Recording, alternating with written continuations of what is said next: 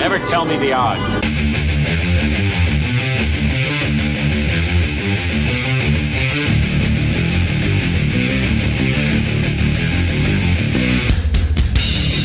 Oh, man. I have to say, this is probably one of the best thumbnails ever. Today's show is going to be pure comedy. Just giving you the heads up. Giving you the warning right now. Yes. Oh, you like me talking over the... I always talk over the intro. Hey, man, when you write your own intro, you can talk over it too, my friend. I have Mr. Rian Stone with me in the house today. And by the way, that song is going to be released very, very soon. I promise you. But first...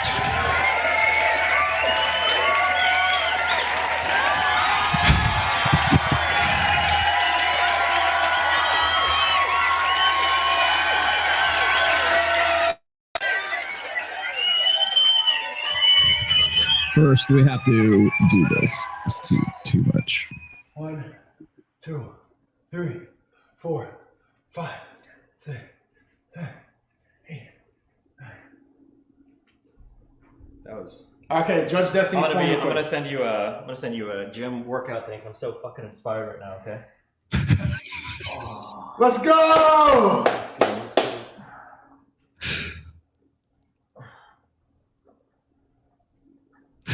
I'll explain. I promise you I will explain. Yeah. I'm slowly gonna red pill destiny. One of us. One of us. One of us. Showing off the F trophies for clout. Oh, wait, hold on. But a YouTuber from the manosphere named Ryan Stone tweeted, showing off the F trophies for clout. F trophies like the F word, trophies. That's what I was saying. So the babies are trophies that I'm showing off for clout. He then went on a multi-tweet tirade complaining about men who take pictures with their own children. It's not manly, apparently. To love your kids is not, and be proud of them is not manly. It's perhaps not a surprise that a picture of a proud father would be so upsetting to the sort of man who clearly never had one. Clearly. Now, all of this reached its apotheosis a few days ago. Apotheosis? When I answered a question about whether I'd be taking a... Can somebody explain to me what an apotheosis is? Ryan, what's an apotheosis? Oh, hold on. Look, you're muted. There you go. Now you're up. Go. Repeat that. I have no idea what that stuff is. I'm starting to think he was making a colored joke at my expense about a father. Apotheosis. You clearly have no father. Clearly you've never been a father. Clearly there's something very, very wrong with you. Yeah, something wrong. It's never, I put effort into so much content, hours on editing and on writing, and then just one tweet in the crapper. Here we are. Yeah. I hate the internet. I hate it. Yeah, I had to repurpose this. Oh God, this is too good. Uh-oh. This was absolutely too good. Yeah, what the heck is this AI? I got this from Paul from Come On My Podcast Man or whatever. He's part of Rule Zero now. I'm just gonna say Paul because everybody thinks Paul from Apex Mindset now. But he threw those out there. I don't know where he found those, but they're like the baby version, the toddler version of like classic professional wrestlers. Oh yeah. So you got Hulk Hogan. Ric Flair, I can tell is that the really super blonde kid. Yeah, what's the one in the Ultimate Warrior in the middle? Ultimate Warrior. I think that's Booker T. But I could be mistaken. You have to. Okay, so why is that funny? Would you care to explain where that came from? Where he picked that up? Oh, the F trophy part or the whole well, nonsense. I mean both, but like why is it why are we? I'm laughing because what the heck? Like I just put out a book on Frame, and he could not have given me better marketing on showing how to completely show off having zero frame. Like first off, I'm some Canadian nobody in the backwater of Kanakistan. Why is this multi-million-dollar in the middle of some Steven Crowder nonsense making content basically to justify himself to me? And not justification. The fact that he felt the need, apparently there's a line later on where he's like, and I don't even take photos of my kids very much. Like he was. We're gonna riff on the whole. We'll riff on the whole video. Good, because I haven't seen it yet. I need to see this line, and I was just like, he's making my point for me, and I found it very interesting. There's like 7 words to the whole tweet. How hard it must have been for him to take it out of context. The multi-tweet tirade. There's 2. There was that one, the F trophy, and then underneath where I think parading your kids around as like merch sale brand props is probably tasteless. Well, that, and the reason I brought that up is because I hit, I tell you, I did 5 hours on this dude, and I know that's a long time for some of you. I got it.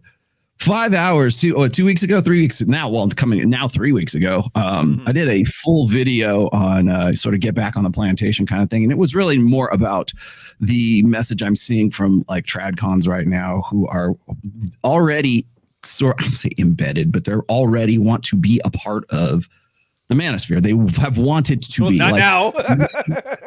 What's funny is like Matt Walsh is, hey, this Ryan Stone guy is part of the manosphere. It's like, dude, you are part of the manosphere. You wanted to be a part of this. That's why. If you're going to come in here and play in this playground, this hot kitchen, it's a hot kitchen. If you can't take the fucking heat, then get the fuck out, right? I don't even think they understand. Like, there's no such thing as the manosphere. I'm actually kind of tired of having to repeat myself on this. There's not. 2012, if you go up to like, the Google searches where you can search trends over time, manosphere was nothing until 2012 when Mother Jones, a feminist rag, was sick and tired of all these guys who were blogging, these Paul Elams and these Roosh V's. Explain, preach it, preach to it. And so some guys were talking about, bring back Christianity. Some guys were talking about pickups. Everybody had their own little things they were talking about because you're guys on the internet. There was car parts, everything. And so they're like, we need a villain. So they treated men like women and they made us communal. And any guy who had a blog on the internet became part of this manosphere, a play on words of the blogosphere. And they thought they were so clever. Now, here's the problem with that is that when you turn individuals into a collective, you get to judge them by its worst members. And absolutely, that's what we got right now. Soon as it happened, Roosh V became endemic of the manosphere for his misogynist views. And then Elliot Rodger was endemic in the manosphere. I can't say it yet. He's a great apologist. Oh, yeah.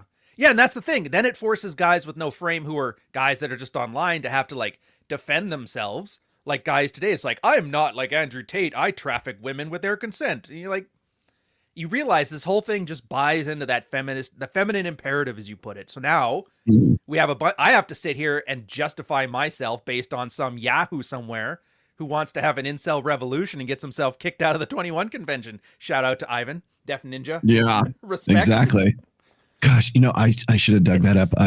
Of all people, I think it was George Bruno sent me an image of, I think it was when you and I were at the 21 convention. And then again, I think in 2018, and it's like little X's on each of the members who are like part of that group shot who have been like pushed out or like Anthony in some way has like eliminated. It's like an episode of CSI. It's like eliminated. I'm waiting for the old screenshot of that one where Bruno was talking about how I take I'm orders. sure I can find it. Yeah. Yeah, you remember the one where he's like, I follow orders. I don't question my leader when he makes a decision. And then like right in the middle of his giant tirade, he's like, hey guys, why am I not owner of the Red Man Group anymore? You just walking into that shit store. I know. Oh. Who was the guy? And absolutely no one in the chat is going to remember this, but who was the guy who was writing that story about like, it was like this fiction. It was a fictionalized story, but it was like to tell like sort of what was going on with Anthony and like George Bruno and Anthony and like whoever else, and gave them names. I can't remember the names that he gave them. It was like a writer, Twitter. He had like a Japanese like pseudonym. Yeah, that was funny. And then Nick August picked him up that's how Punch Riot got started back in the day. If anybody knows what that guy's name is, I would love to go back and read those again, especially now in hindsight. And here's the best part of this whole thing is nobody knows what the hell we're talking about right now. I don't think so. It's so embarrassing. You know, if you know, you know, and you probably don't want to know. But in fairness, all those experiences you have, everybody wonders how does Rollo know all this stuff? How does he know exactly how things are going to play out? It's not because you're particularly smart, which you are. It's that it's the exact same thing that happens every, was it 4 years, 5 years? Yeah. Like right Cycles. Now, I bet you anything you're going to, like right now, I think you were talking about this, how they're getting positioned next year, Republican in office. The Trump train is back, baby. And so what you got to do is you got to start shitting on the sphere. Yeah, well, that was half the reason I wanted to like bring you in today, is because we will get to the Matt Walsh thing here. I want to kind of like riff on the whole video, because it is really let's say just thematic for what I wanted to do with you today. Because honestly, I've been on this sort of kick, and really since we did the end of the year show for Rule Zero on New Year's Eve, and one of the things I said is like, this is the end. This is the end of the manosphere, and I mean the end in the way that we know it right now. So in its present iteration, in its present instance, where everybody and their mother has decided that they want to be a part of this, including Matt Walsh, including Candace Owens, including Ben Shapiro, including all those motherfuckers. Forget it. I'm never going to announce it. All those motherfuckers on Daily Wire. Language, you know, and you know what? I mean, the chickens are coming home to roost right now. Yeah. And I saw this kind of happen, just like sort of a preview of this happen in right around August of 2021. And the reason why I say that is because Myron and Fresh had become a household name, but they were growing really like exponentially since January of 2021. And by the time they got to August, that's when somebody really wanted to attack them.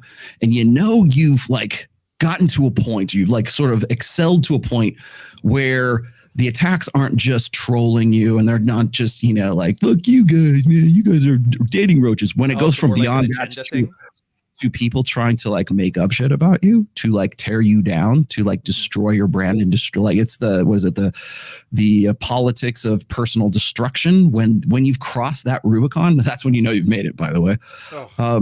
But that kind of happened in August of 2021, when Abba and Preach decided that they were going to try to paint Myron as sort of this a trafficker, more or less. Like he flew these girls out, and he's got a secret baby, and he's these guys are really just they're bringing these girls on because you'd only get on the show if you're like having sex with them, or you give them it's like this really salacious kind of like drug dealer pimp slash Harvey Weinstein kind of thing.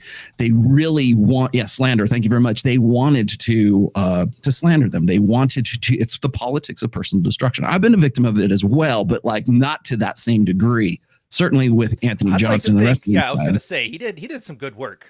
You know, he did well, but let's actually say he personally, he didn't do it. DDJ did, as he was. But the thing about Anthony is he hires people. He doesn't want to be seen as the one who's like this, you know, Svengali puppet master. It requires talent to do hit pieces. Yeah, well, I mean, he hired out to do a full book, like The Irrational Male by Boaz, who I have no idea who the guy is to this day. There's an anti-Rolo book? Oh, I've got to read that. Oh, yeah. It's got 6 reviews, by the way, and like 2 or 3 of those are just like, this is a lame attempt, is to cut everybody. I mean, he tried to like pretend that he wasn't behind it, but the thing is that's Anthony. Is he tries to hire people, and then he got to the point where, you know, he's got like MGTOW dictionary, he's got a lot of these black pill, doom pill, sperm pill, they love whatever. to hate on anybody. The dregs of the manosphere was all he had left, and so he was happy to bring them in, and now they hate him too, because he's decided that he's going to get married and he's got a kid on the way, and because he has a kid on the way, therefore he wants to do the right thing, because I guess that's on brand now. And yeah, I got a father-in-law shotgun wedding for you. Yeah, all you guys, Hammer, all the rest of you dudes, Undead Chronic, MGTOW Dictionary, whoever, like the heir apparents to all that, that's on you, man. I've been trying to tell you that for forever. Oh, did you see that tweet I sent to you? Speaking of which, the guy who was talking about how he hates women in the manosphere or in the red pill, and then he named off the top 10 red pill OGs, like you, Royce, and Rouge weren't even on the list.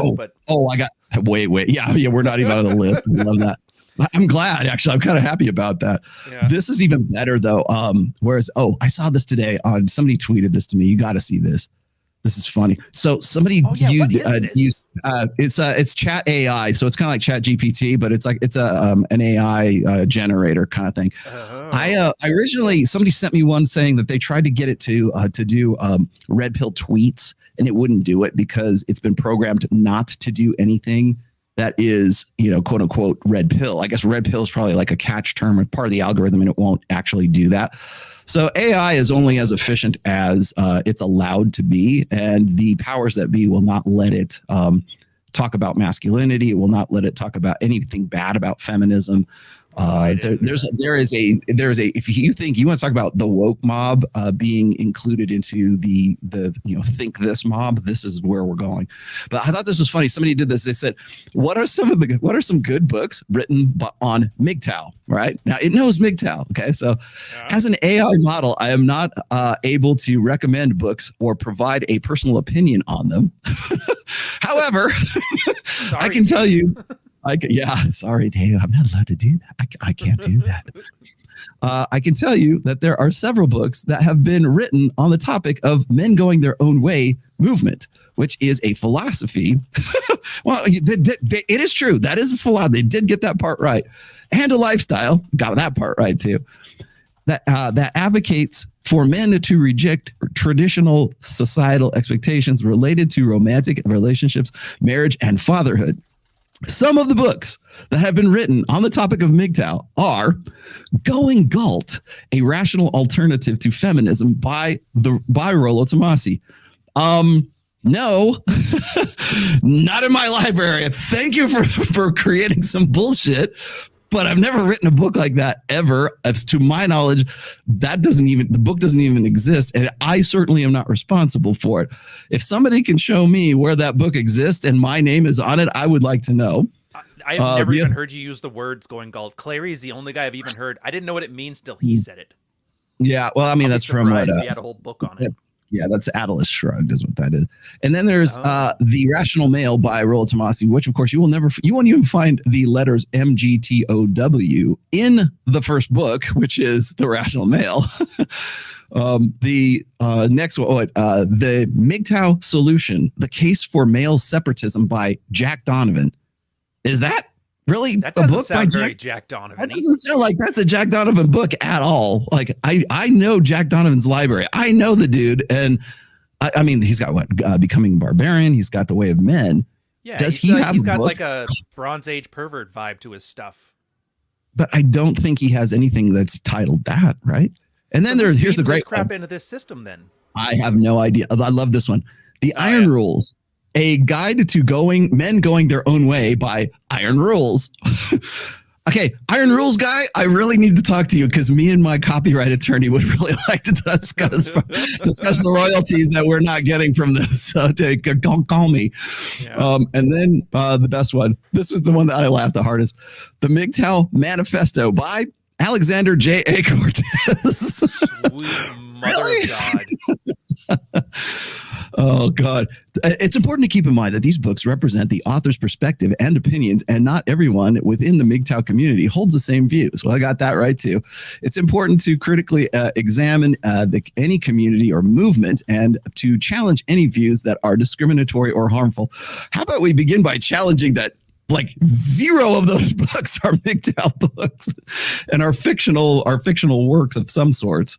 So I thought that was. Why would you make this? If anybody can find me the AJAC MGTOW Manifesto or the Jack Donovan Manifesto or the MGTOW books, I want to know because I'm ignorant. The ones that are attributed to me, they don't exist. You know what makes me laugh about this though? It's how, like, if you want to treat this as a culture war, fine. But just look at this. You had to make up a bunch of stuff to disparage the guys online. You don't have to. If you had done 5 minutes of research, you can find in the last 5 years a serial killer, a bunch of homoerotic stuff, like the most goofy, unprofessional stuff ever, and the least masculine things in the world. I can name 20 people off the top of my head that have been more embarrassing than like some MGTOW dictionary thing. And yet they have to make this stuff up. That's what gets me. It's like you're telling me feminism's ruling the world. Dude, they can't even take down an idiot in his den with a coffee mug. Oh, okay. I gotta show these ones to you too, since we're here. How many of these are there? No, not that. This is different. Hold on a second. This is dude, when Steven Crowder goes feral, this stuff really goes feral. Yeah, well, that's why I wanted to bring this. This is too good. He's behind this, isn't he? I feel like merch. I feel like we need to like look at these here just really quickly. Please. Where'd they go? Okay, this is the best one because you're in this one. Oh, good. This is it.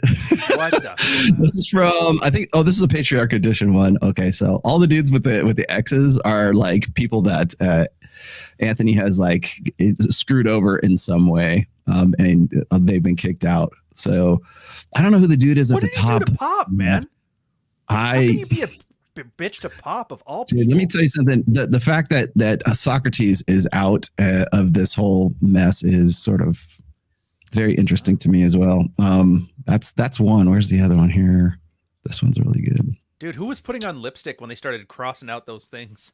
It's like that's right. I know. Billy Madison, with the kill list. God, this was it too. There we go. Jeez. That was from the fireside chat that was going on. By the way, the guy in the top left there, that's AJ Cortez. I was going to say, I can see Tanner. Tanner's hard to hate, but how did AJ avoid this horrible apocalypse? I tell you, man, just to see the guy down at the bottom left there, that is Jack Murphy. People don't know that we know him, and we've met him. I've talked about that with we've known the dude for a long time. Yep. Same thing there. We actually told him from a red pill perspective, just own your shoving the stuff up your butt thing. You did the trad thing, whatever. He ignored all of our advice, yelled at Sydney Watson. It's like, can't save them all, man. It's triage. Somebody told me that once. It's like triage. Cannot save them all. There will be casualties. This one, where'd it go? All right. Did I get that? Okay. Oh, yeah, so this is the 20th. There that's you right there in the front. Hunter, let's see, what's his face? Tex is there. George Bruno's there. Donovan. Let's see. Ed Lattimore. Robert Glover. Dr. Robert Glover. Yeah. What's that? Dr. Robert Glover, top right. He owns Omega Seamasters. I have the same watch. It's pretty fun. He was a nice guy.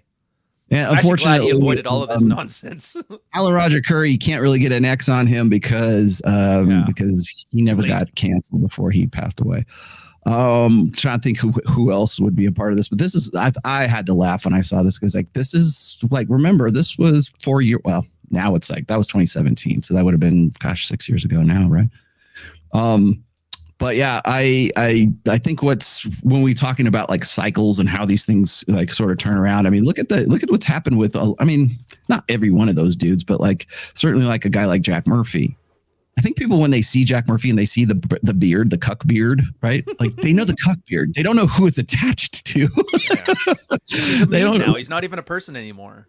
Yeah, it's classic to me. Oh, thank you for that. Allie, what's going on? Because I'm sick of these TradCon wives and their servant leader husbands too. Servant leader. Yeah, get used to that one. Get used to that coming up very soon. Servant leader. Yes. Dude, the Walsh thing, she's been I've been in this battle for years. And then I came in like Gandalf the White with the Rohan army. She was like, oh, thank God. Yeah. Wow. I wanted to talk about the trophy thing though first because I think I think part of the reason why they're even recognizing you at this point is and not even really recognizing you. They recognize the tweet. Matt Walsh probably gives two shits. He doesn't even know who Rollo Tomasi is. He sure as shit doesn't know who you are, right? And but the fact is, he needed something. Probably somebody on his production staff said, "Hey, look, here's this guy who's part of the manosphere who's coming at you," and it's like. Yeah. Do you have any idea? Do you know who he is? Do you know who this man is? Don't start this hornet's nest. This Canadian's got no filter. Well, actually, one of my favorites was somebody in there. He said, Ryan, if you don't want his opinion, don't ask, because he won't hold back. I'm like, that's nice. Yeah. So when you saw this. Because what he did was he just had two twin. Are they twins? I think he had two twin boys, right? So yeah, boys 5 and 6 is what he was talking about. Twins or two kids. I don't know. The fact that I know this is the problem, really. Because look at it. What is he doing? What has he done for his last 2-year career? He's sitting there yelling at trans folks and activists, and they're threatening to kill him. He had to go off to Africa to hide for a bit. Made a documentary, hating these activists who have a track record of A, going after kids. And B, trying to ruin people's lives. And what was his great branding idea? He talked to his boss, old Benny, and he's like, hey, show off the kids. This will be great for your branding. It'll make you look like more of a patriarch. And I'm just going, Is there something about somebody preaching about how much they love their kids? I love my kids. They're the greatest. Buy my merch. And you just dehumanize them, you know? Mm-hmm. Like literally turn them into just props. And I'm thinking, accessories. Rolo, here's a question for you. How many guys have come to you and come to the red pill because of their parents basically treating the guys in their life as second-class citizens and like venerating the women? How many of these guys become lost boys and find their way to your doorstep at fucking 19 years old? Right. Or they, I mean, I don't think, again, coming full circle one more time, is we had this discussion. I think you and I probably discussed this as far back as 2018, like when Dr. Peterson was like really kind of at the, just heading towards the peak of his game, which I would say he peaked probably the latter half of 2018, maybe into 2019 before he kind of like, flamed out by taking too many benzodiazepines. But there was this, we need to save the youth. We need to save the guys. Right. Yeah. And I think that you're going to see more of that kind of lean into the new messaging that's going on right now. When exactly messaging, not an actual mission. Messaging. It's messaging. That's all it is messaging. And they know what plays now. That's why these guys wanted to, especially the TradCon guys. Like when I watch, it blows my mind right now that I'm looking at like Candace Owens. I'm looking at Matt Walsh, who, by the way, Matt, you have dipped your toes in the manosphere. Same way as, thank you for that, Pete. Tell me he's got pickup routines he's filmed in fields. That would be hilarious. Yeah. I would love to hear that. Tell me he's got an infield where he's wearing an aviator, a top hat with aviator shades. That's all I want to know. Thanks for that $200, TPP. You are like supporting the show today. Dang. Thank you. We just kept the lights on for this show. I remember I can remember as far back as like, I think it was 2010 or 2012. And there was an article, it was in the Atlantic. And yes, I know it's the Atlantic, but it was by Hannah Rosen, and it was called The End of Men. And she predicted pretty much everything that what we're looking at right now, like the decline in the workforce, the decline in education, as far as enrollment's concerned, the decline in the sort of, exodus of guys out of society. And then if you advance a little bit further and you get to like, I think it's 2013, 2014, then you got Milo Yiannopoulos, who was still writing for Breitbart at that time, called this out as well. It was the Sexodus is what he called it. That was the name of the title. Look it up. It's on Breitbart. It's called Sexodus and was by Milo Yiannopoulos when he was actually a writer. And he called it out as well. And then you advance a little bit more, and now you've got Peterson in 2017 calling them the Lost Boys or the dropout generation. I think it's what it was before there was the Lost Boys. And now we have a problem with incels. It's like, no, dude, this is not novel. This is not new. We've been talking about this at least as far back as 2010, 2012, and probably before that. So when I see this and people say, well, Rollo, what do you think about the crisis of masculinity? Is it a crisis if it's been going on for the last 12 years? Is it a crisis if people have been really kind of like noticing this? I would say as far back, well, certainly as far back as 2000. Good word for it. Yeah, exactly. So is it a crisis? Is it yeah, it certainly is. But was it not a crisis in 2012? Was it not a crisis in 2014 when Milo was talking about it? Is it not a crisis now? The problem that I have is they're using it as part of brand messaging. They're using it as part of like, this is what the kids are into. This is what people respond to. So we're going to get into fellow it. Kids. Hello. Lost yeah. Boys, am I right? Hello, kills. Yeah, exactly. So when I see guys like Matt Walsh talking about, like, if they suddenly, when the manosphere bites back, then they don't want to have a part of it. They don't want to, well, this is the manosphere. I'm not really part of those guys. I think everybody should have kids and man up. And, rather than recognizing that we've been telling guys to man down for, 30, 40 years now, suddenly he wants everybody to man up. That to me is advertising, and that is marketing. And a part and parcel of that is using your kids as accessories. And people gave me so much shit for when I called out Michaela Peterson. They ran you up the flagpole. I couldn't believe it. They ran me up the flagpole. I know. Ran you up the flagpole. I think I made pretty good use and I made a pretty good call about that. But here you have another influencer, somebody who wants to be sort of a brand of me, like a personal brand, And she essentially uses her kids and explains that she's going to have kids in the future, by the way, as sort of a flex. And that's part of her brand now. It's her daughter is an accessory to as a brand. Right. And There's so another when you one. got Fuck trophies and broodmares. yeah, fuck trophies. I love that. That's the best. So when you saw this, I've never heard this term before. I remember hearing it all throughout why my did childhood. why did you like drop that tweet though? Like, what was it about it that like rubbed you the wrong way? The dehumanization part of it, the whole thing. You know what? Mm. It's actually, there is some thought behind it, even though I was on the shitter. Do you notice that nobody cares about men unless they want something from them? Candace Owens was like, the plight of men. And then she's like, all right, thanks guys. My career's going good now. Cernovich, same thing. I'm here to help men. And he's like, oh, by the way, I'm on the Trump train. Gotta go. Mm-hmm. And there's all these guys that are desperate for help and they're looking for a savior and they're looking for a hero. And there's like real advice. There's real prescription. There's real things out there to help them but there's no savior coming for them. And so these guys sit here on one side saying we're here to help men. And on the other side, they're doing the exact same thing that Walsh was doing with his kids. MGTOWs aren't people to them. They're brand accessories. They're a demographic dragon to chase. And it's the worst part about it is because like a lot of these guys buy into the con, you know, they sit here and they're like, Jordan Peterson, I think, was the last sincere guy who really wanted to help. And then once he started listening to the audience, he didn't realize how fucked up they were. And so now that when he realized it, it had an effect on him. Now his brand is very angry and yelling at people, and the benzos didn't help and the stress of the job didn't help. But it's an entire ecosystem that it's not even that it's not helping, it's actively hurting things.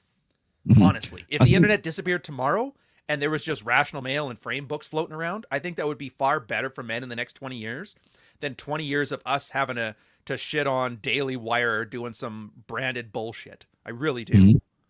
Well, I think a lot of this also kind of dovetails into the whole situation with Steven Crowder and Daily Wire right now, because Matt Walsh is.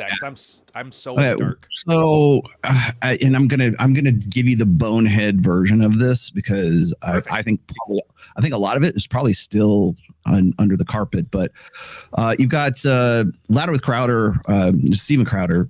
It was exiting the Blaze, and I didn't even know he was at the Blaze. I thought he was like more independent, but I guess he was had a contract or had something going on with the Blaze. I don't know if I think the Blaze didn't renew the contract, and so he was sort of deciding what he wanted to do. Part of that, I guess, was being approached or being sort of like wined and dined by Daily Wire, which doesn't surprise me because if you know anything about Steven Crowder, he kind of has that sort of conservative appeal.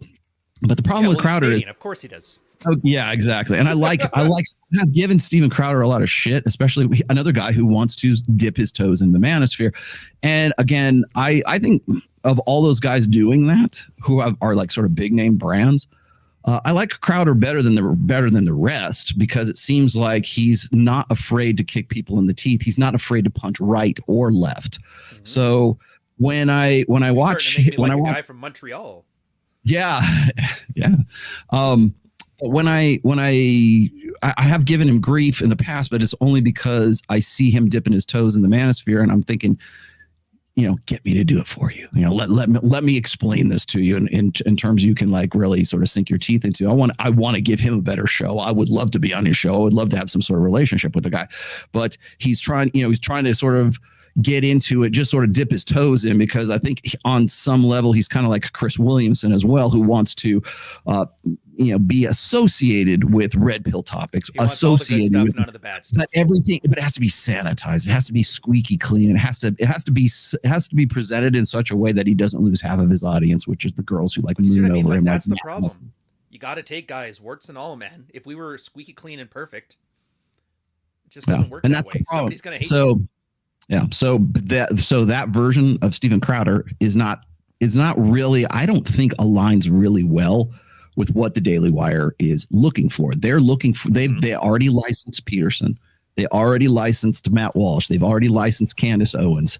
They, who else did they have? Oh, they got Andrew Klavan, I believe, too. I'm trying to think who else is part of that. Oh, Ben Shapiro, right? They become And I wanted to, this is half the reason I wanted to get into this with you, because what I see happening right now, and I've been noticing this really since about the beginning of last year.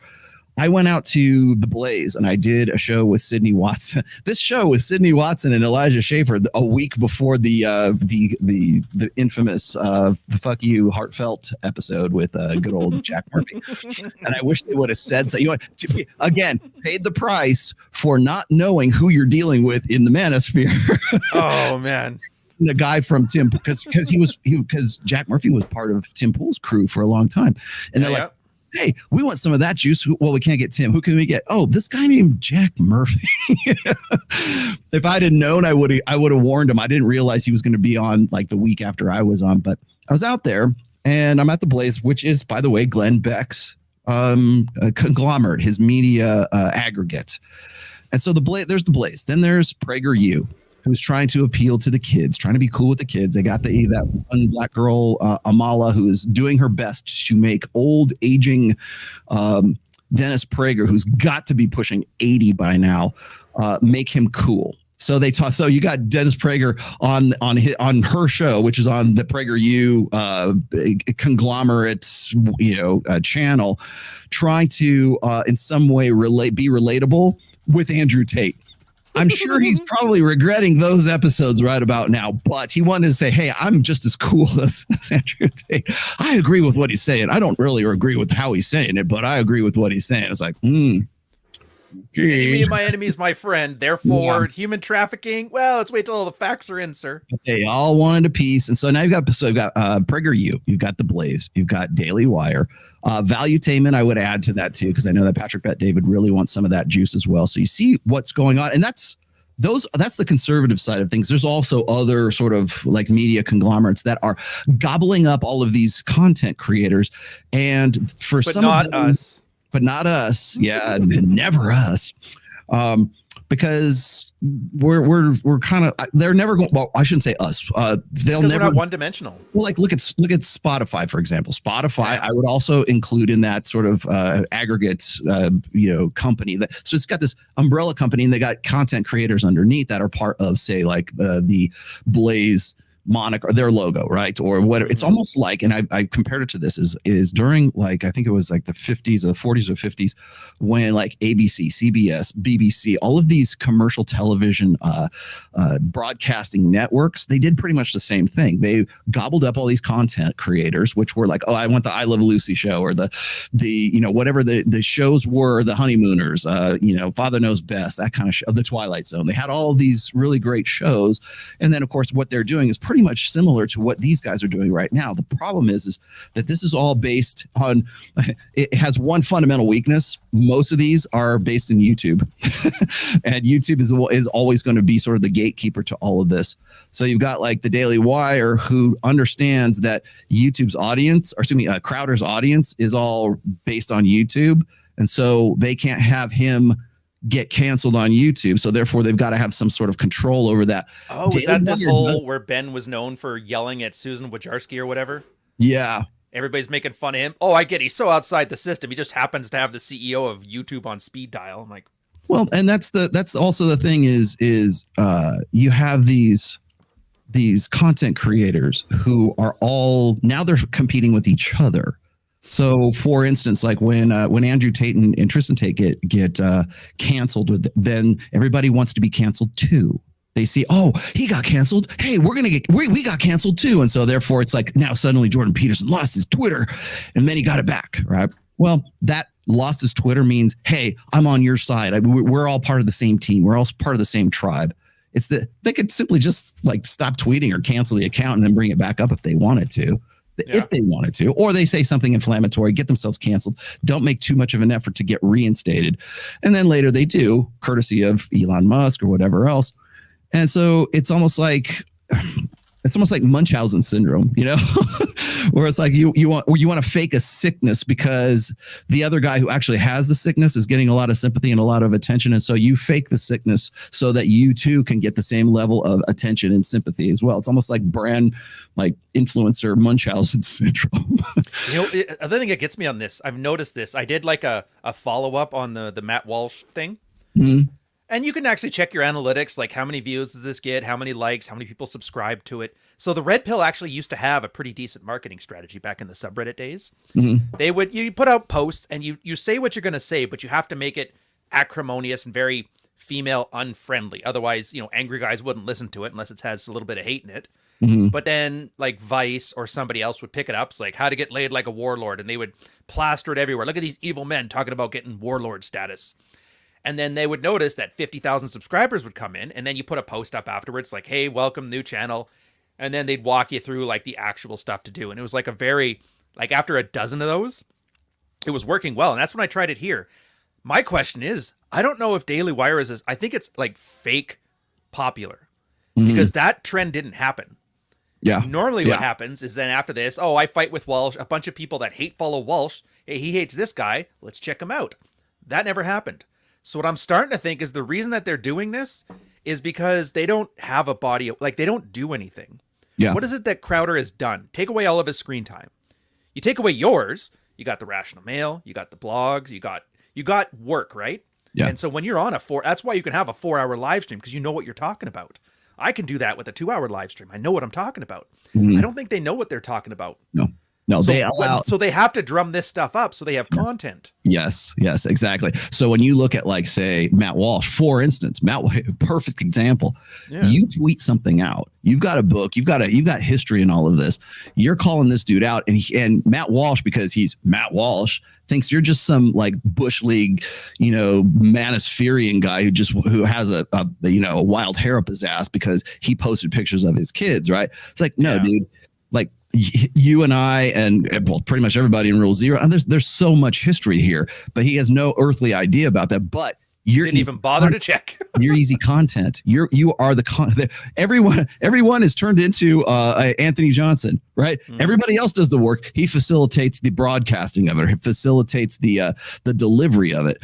And so when I look at like Matt Walsh, most of his work, most of his stuff with the I shouldn't even say with the exception maybe of when he does like What is a Woman. But What is a Woman, by the way, he's still doing the same thing. He's going to people, getting their takes, aggregating it, putting it in as a documentary. Then that goes on to Daily Wire. So it's like you got the Daily Wire, then you've got sort of subcontractors like Matt Walsh who then go and look for other people who are actually doing something. He takes that, reports that, they take that, and then Daily Wire reports that through Matt Walsh. But that's why you can't do anything with it though, because he doesn't know why it's there.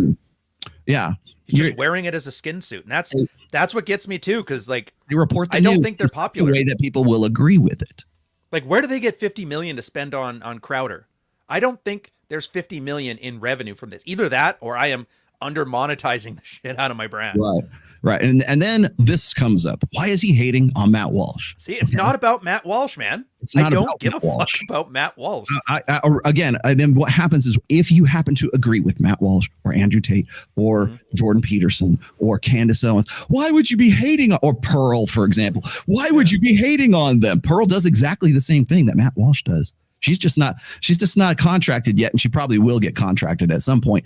But likely all they're doing is taking your shit and re-reporting it in such a way that guys like that say, well, why are you hating on them? Because you're invested in what you think their ideology is. Yeah, they're hating on you, not on them. They may or may not be invested in that, but they're reporting it in such a way to let you think that they're on your team. They are the leaders of your team, the team red or team blue or whatever your tribe happens to be. And so therefore, if anyone is in any way, even marginally critical, like analytically critical, not like ideologically, I'm saying like, here's what they're doing and I'm critical of what they're doing. If you even say that, connect dots, ask the wrong questions, you're not on the team anymore.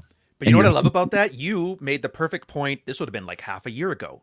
That point you made where men talk about ideas and women talk about people. Mm-hmm. So what's Walsh doing? He's calling me an ass he's a fatherless guy who hates me for having kids. Yeah. Meanwhile, I'm saying this narcissistic fantasy is going to ruin people's lives. And you're basically putting your family in danger. So I'm talking about the ideas. He's talking about the people. Every time you get beef with somebody, you're like with Michaela, take care of your damn kids. And she's like, this Rolo guy is an ass. It's not about me and it's not about you. Yes. Isn't she doing the right thing for us anyway? She's not perfect. But yeah. And I'm pointing out the fact that she's not perfect. And maybe you ought to have a little more critical analysis of the whole situation. Yeah, and the audience, the whole point is you guys need to be more switched on about this stuff. We're talking about pro wrestling behind the scenes. It's like Carl told me this. Do you know who CM Punk is? All right, he's a wrestler from like the Attitude Era, and he's kind of famous for this one speech he gave where he like broke down the fourth wall, said The Rock only got famous because he and Hogan were ass kissers, and he was making fun of Vince for like stupid things, but it was like no kayfabe at all, and it was awesome. And they shut him down. He kind of got blacklisted from a while. That's essentially what we are, the CM Punk of online grifting, I guess. Yeah. Well, and the audience keeps thinking it's just us yelling at them because that's all that they do is yell at each other. It's like, no, man, we're trying to make you more savvy so you stop getting bullshit and you stop getting conned. Thanks, dude. perfect timing, my friend. Yes. Yeah. Well, like you had us. Yeah. Or like if I go at people get upset. Like if I go at name a liberal talk show guy. I mean, if I went at like the Young Turks, for example, whatever his name, Shank. Oh, they think it's great. They would love me. Oh, roll us on to our team, right? Like, yeah, okay. But if I go out Matt Walsh for being, a product, and here's what he's selling you, I care enough about I know we're supposed to hate our audiences, but I care enough about my audience to say, look, you know what? I'm not on team right or team left. That's what people have the biggest problem with when we start talking. Your book's called, frame praxeology, right? Praxeology, you're using that wrong. Let me figure something. Let me tell you why you're not using that word properly or whatever. It's like, no, the point of it is like, I will hit left and I will hit right. Just because you like it and you get off when I hit left doesn't mean that when I hit right doesn't mean that like I'm trying to like be anti-right or anti-left. I'm right. I'm doing my damnedest to stay as rational, as objective as I can. And I can't do that if I can't swing both ways. Yeah. So well, you're not trying to make a tribe. You're not trying to make a team. You're trying to get guys to self-actualize. Trying to educate. I have to apologize. I've never apologized on things before. Yes, CM Punk is not from the Attitude Era. I mistook the time period on that. He's after that. I get it. You don't have to keep bringing it up. But the point still is the same. CM Punk does sneaky fucker game. You're wrong. I know everything about that era.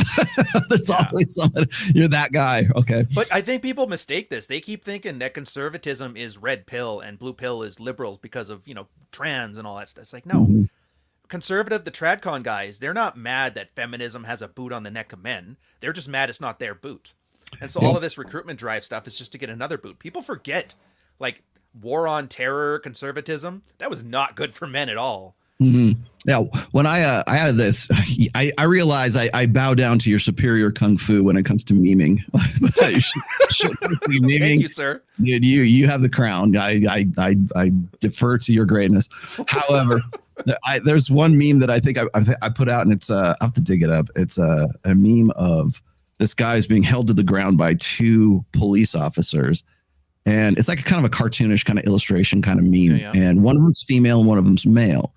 And one of them, like, so the guy being held to the ground is, of course, like modern men. And then the woman is feminism. And then the guy who's also the male police officer, I put in as like traditional conservatism, right? Because the reason I put that together, people lost their minds over that. Like some people really love that. They laughed at it, but like, some people lost their shit because they're like, what do you mean? Like, we're not like that. I'm like, no, you are. You just don't realize that you are. You just aren't there yet because you're not good at it. Well, when I talked to like Jeddah Bila and I explained, I said, look, anyone born after like 1965 is a feminist, or they have had feminism in some way influence their thinking or their personal beliefs or how they interpret things, how they interpret like social data, I guess. If you were born between myself included, by the way, born between 65 and like now, you've had feminism in some way influence the way that you think. So the reason I said that way back in the day was because identifying as a feminist or not as a feminist is effectively meaningless today. It's a brand statement now. Let's move past that and then ask ourselves why you think that way and how did it come to that? That's really the conversation we should have. Not like, oh, what are you saying? I'm really part of their tribe and not my tribe. No, you're saying a fish can't describe water. It has no idea of the concept. Yep, exactly.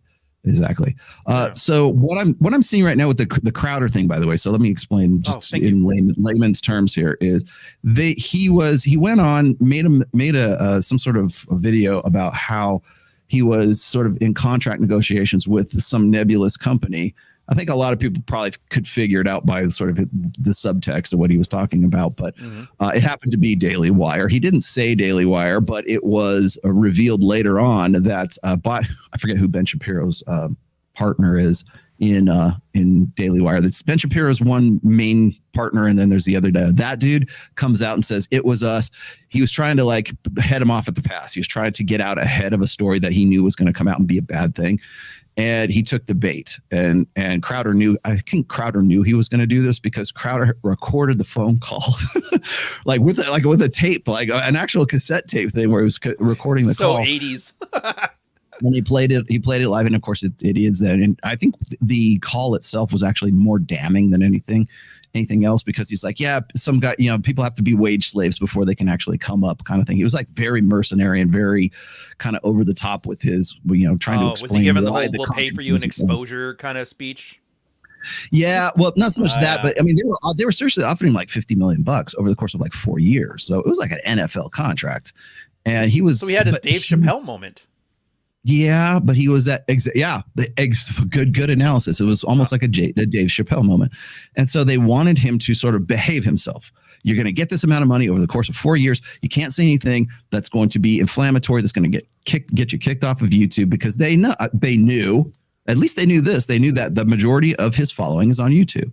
Now, he could go to Spotify. He could go to other things. He could do his own thing. He was on the Blaze for a while. I think he was like having some bad. There's probably a reason why the Blaze didn't renew his contract or didn't want him as part, on the network anymore. But then he gets into negotiations with the Daily Wire, and now he comes up with a new term which I really love, which is big conservatism.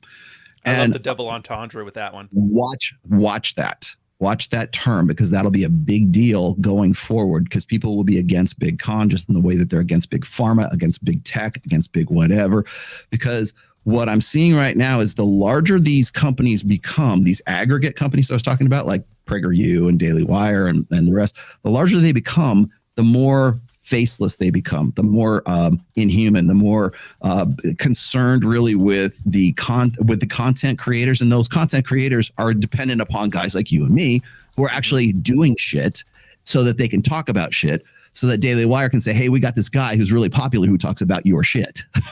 By the way, do you know who pioneered that marketing strategy? The Manosphere.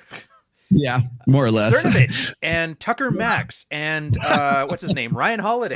They literally pioneered that. Like Perez Hilton, all those types. That's how they did it. And that's how mainstream media works. That's what I laugh. All these guys are on the outside, but they're doing the same thing. Ooh, that's a good observation. PragerU will be bought by DW. You think so? I don't know, man, because that would be. So there will become one big, like it'll end up becoming the Disney of lame conservatism. Fox News. Well, certainly the Fox News, right? And I think a lot of people don't trust Fox. Fox News is dinosaur media. They're dying. They're not engagement media. Nobody Tucker, cares like about the Second Coming or something. Yeah. Okay. So Tucker Carlson. What's his name? Haney. What the heck was his name? Oh, then they got that Bill Maher guy. He's not Bill Maher. He's like the right side version. Bill Maher's HBO though. But but like the right version of him. Hotep was on his show once or twice. He has the panel thing where they make jokes. Yeah. So it's a panel thing, but again, those even shows like that, Dr. Phil being one as well. They're old 20th century media is what they are. They are not. Gutfield is one of Hannity. Hannity. Remember Hannity used to be Hannity and Combs. What happened to Combs? But then there's Gutfield. Yes, for sure. Jeremy Clarkson, I guess. But definitely, Sean Hannity, Gutfield, those guys, they're still part of sort of the dying dinosaur media right now. And the reason why I say that is because they're not engagement media. And you will see Daily Wire, because they are engagement media, because that's what we're doing right now. I'm reading the chat right here. You and I are engaged. Blast for the Attitude Era for 20 minutes. I had to look away. People, I hate it. I hate it, but like people always say, Rolly, you do these 5-hour podcasts, and I can't watch that. And I try to make a clips channel. Oh, they're still too long. I make a shorts. Then they want to give me shit because like they don't watch the video. They just read the title and the stick to memes, man. Photographs and 7 words max. Yeah, apparently that's what agitates. Agitprop is memes. But it's still engagement media, because wherever it's posted, like if you go and you post something on Twitter, here you have Matt Walsh engaging with you, right? Or if you're on Instagram, you can engage on whatever your reels are or whatever else. Now we do it here on YouTube because we're running a live stream, and I watch the chat and I can say, okay, you can, at least the people who are here who kept giving me lots of super chats, and I promise we'll get to them. You can engage, and at least the viewers can feel like they are in some way directing the course of the show, or like maybe we're going to talk about something here. In fact, we'll just do it here in just a second. But no other media does that. Not live, not on the fly. You want to know why Fresh and Fit are a big deal? Because it's engagement media. People want to talk about that. They want to talk shit about the girls that are on there. And you know what? If you got a 25 or above super chat, you can talk shit about whatever the hell you want to talk about. Ask us about the cuck article at any time. Ask us about the cuck article. Ask us, hey, talk shit about Destiny. Okay, well, you gave me $25. I guess I'm obliged to now. Yeah. Oh yeah, Hotep was doing that with me. It was like stern, man. What's this? You don't like Donovan? You don't like these guys? I'm like, no, you damn it. Why do you keep drawing this stuff out? And yeah, their audience was loving it. Yeah, they want to shit talk. They want to try to find some way to get you into trouble. And that what happened with Jack Donovan and Sydney Watson. She didn't know anything about it. She was just reading that. She just works there, and he gave her so much shit. And you want to know why You Are Here is no longer a show? He killed it. Thanks, asshat. You killed a great show. It could have been Jack a great Murphy's show. Ass kills everything, man. Yeah. First marriage, TV shows, guest spots, Tim Pool. Tim Pool. By the way, Tim Pool is going to end up being probably one of these aggregates too. Nobody's going to be able to buy out Tim Pool. So Tim Pool's going to have to either decide like he wants to like go bigger, or he's going to have to stay doing what he's doing right now. Well, didn't that VC, like $1 million VC fund, kind of like buy him out, and now he's kind of owned? I think so in some ways, but he also mentioned, like, of course, what happened. So all the shit goes down with Crowder. What do you think happens with everybody else? Everyone has an opinion. And so now you've got Tim Pool. I think Crowder's going to be on Tim Pool's show on Monday. Correct. Somebody will in the chat will know what I'm talking about. He's supposed to be on there. They had Candace Owens on there. Start talking about that. Whenever like Tate's in jail or something, they talk about that. They have no earthly idea, like any background in it, but they know the kids are talking about it. So that's what they want to talk about. It just seems so tone deaf. Does this actually work, or is it just kind of a low information audience is just like, oh, let me see something while I'm cutting celery for dinner? Yeah, I hate to find out if all of this work, it's just like background noise and the audience doesn't even care. I think what needs to happen and maybe this already exists, but I think what really needs to happen, I think in the future, is when these shows realize that doing live streams is really the way to go, engagement media is really the way to go. There'll probably be apps where you can just use like, Siri or Alexa or whatever to like, say, Siri, give me a $25 super chat on Fresh and Fit. And I'll go, what would you like to say? And then you can go and say what you want to, and it'll do it for you automatically. Because right now the investment cost is you have to be there, like, typing it out and doing your, actually coming up with the tweet yourself.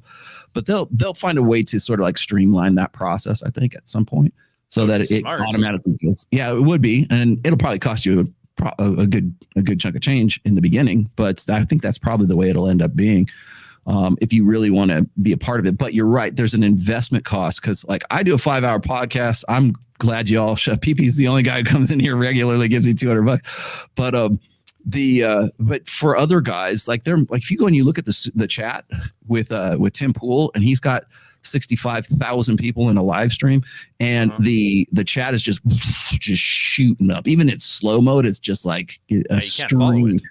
And I'm looking at the highlighted chats at the top there. $500, $50, $25, because they know that the more they put on the money on there, the more likely it is that they're going to say, I won't read chats if they're $10, but if they're $25, I'll guarantee you suddenly you'll see all this shit come up as $25 because they want to feel like they're involved in the show. You ever been to Amsterdam? Yeah, several times. Remember those chicks dancing in the windows with the red lights to get you to come into the... I don't know why. I just have that every time I see that. That's all I can think of is that. Hey, I'll go check out this sex show. Yeah, look at that girl. Wow. We're all ass models of Instagram. I hate this branding marketing crap. I hold my nose and do as little as I can. I know you hate it too. It was Robert Kiyosaki. If you're not a brand, you're a commodity. But it just feels so filthy and dirty, and it's like I think prostitution, you know. The part that gets me about the Crowder thing, and I will watch it when he goes on Tim Pool, but the thing with Crowder is that he turned down $50 million, apparently turned down $50 million because the contract was so bad for him that he didn't want to be beholden to, doing they just wanted him as a megaphone, essentially. Here's the script, read your part. Hey, look who else we got. Now we've got Crowder, now we've got Walsh, now we've got Jordan Peterson. And by the way, as soon as all this shit went down and nobody knew that it was actually Daily Wire that Crowder was talking about, well, imagine that. Suddenly Jordan Peterson starts tweeting about it.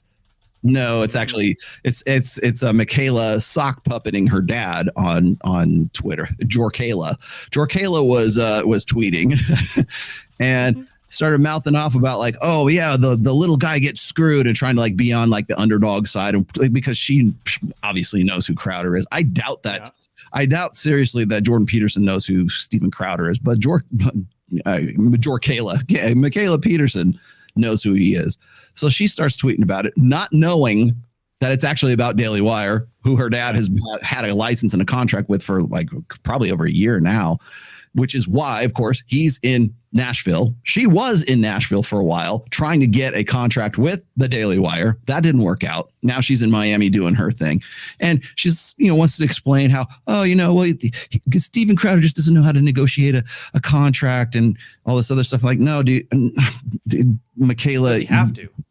Yeah, exactly. It's like, just because your dad is your dad doesn't mean like you know what the fuck you're talking about when it comes to business negotiation and contract negotiation and all that shit.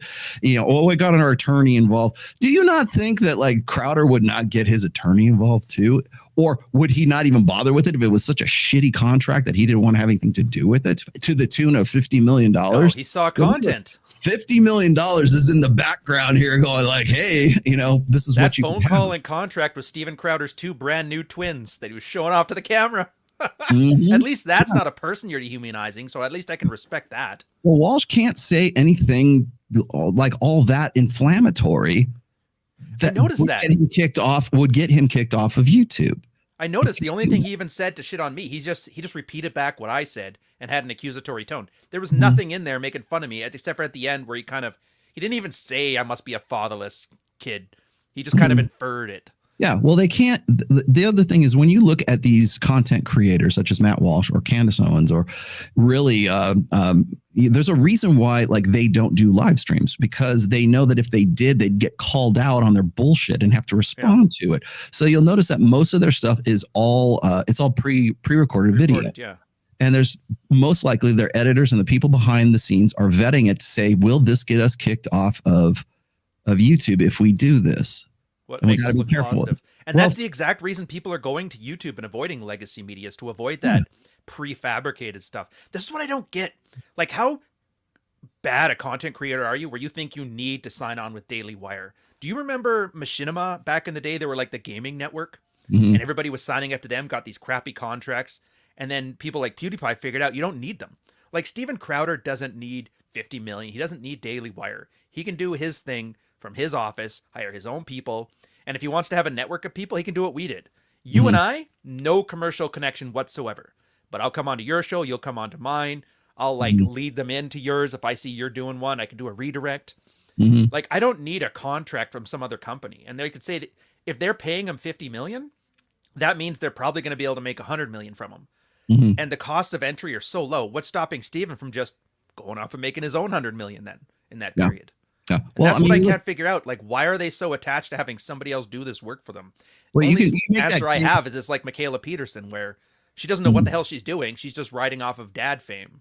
And so she needs somebody. Oh, you gave me that for Michaela.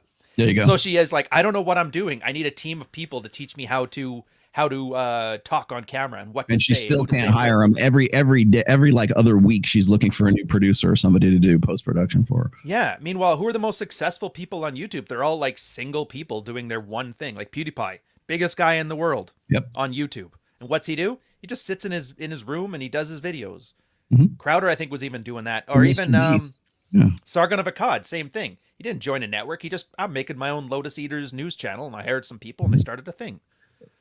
So like you got those guys, and then you could have said the same thing about like Joe Rogan up until the point where he got $100 million offered to him from Spotify, and what's he going to do? Turn that shit down? True. So I mean, the money was worth it to him to just basically jump off. Well, I mean, technically, but that's such an outlier too. It's almost like the exception that proves the rule.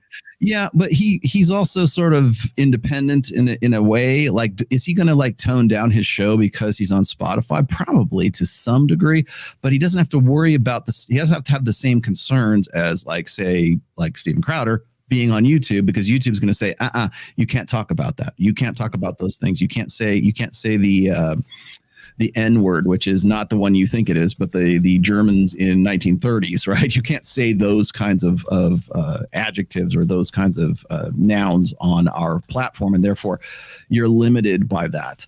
Now, the great thing about Daily Wire is they also have a subscription thing too. So you can go get them on your TV or whatever, as long as you're paying subscription. Then they could say anything they want to on their subscription service, but they're never going to be able to use that subscription service is probably great, but it's never going to be able to compete with the free YouTube that they're on. And more people are on that because the engagement media side of everything, unfortunately, is controlled by YouTube at this point. Right. Maybe Rumble will be a player at some point. I don't see them doing that anytime in the near. I don't see Rumble becoming a player until after, in a best case scenario, until after the 2024 election cycle. And that's another thing, is like a lot of this stuff going on right now. I think that you're going to see PragerU, Daily Wire, certainly The Blaze, all the conservative sort of aggregates. They know what's coming up. They know that the next election will not be viewed on Fox News. It will be viewed, or Newsmax. It will be viewed or read about in Epic Times. It will be viewed on their platforms. That's why they're doing what they're doing right now. They're tilling the fields at this point. Let me we're at the top of the hour, so I'm going to get to these super chats here right quick. Since women have an overinflated sense of their own self-worth nowadays, does that mean they are less insecure? No, that's not inflated self-worth. Have you never seen an insecure person talk tough? That's the female equivalent of a guy calling himself an alpha male when his voice is cracking. Yeah. You guys really need to look into that better. The answer to your question here is actually in the question itself. Overinflated sense of self-worth. What's doing that? Why do they have that? And is that a form of insecurity? Like whether or not they are insecure or they're insecure is kind of like meaningless when you're talking about how their sense of worth is like overinflated, is artificial. So would that mean that their insecurity is genuine, or is it artificial because their sense of self-worth is artificial? So let's see. Here's the other one. Before you hit the next one, can I go back? Allie actually had one, and it got me thinking of something quickly, where she was talking about the TradCons leading men to the slaughter. Sure. We were actually talking about this on Saturday. It turns out there's men that go to church with their wives and they try to be like the servant husbands.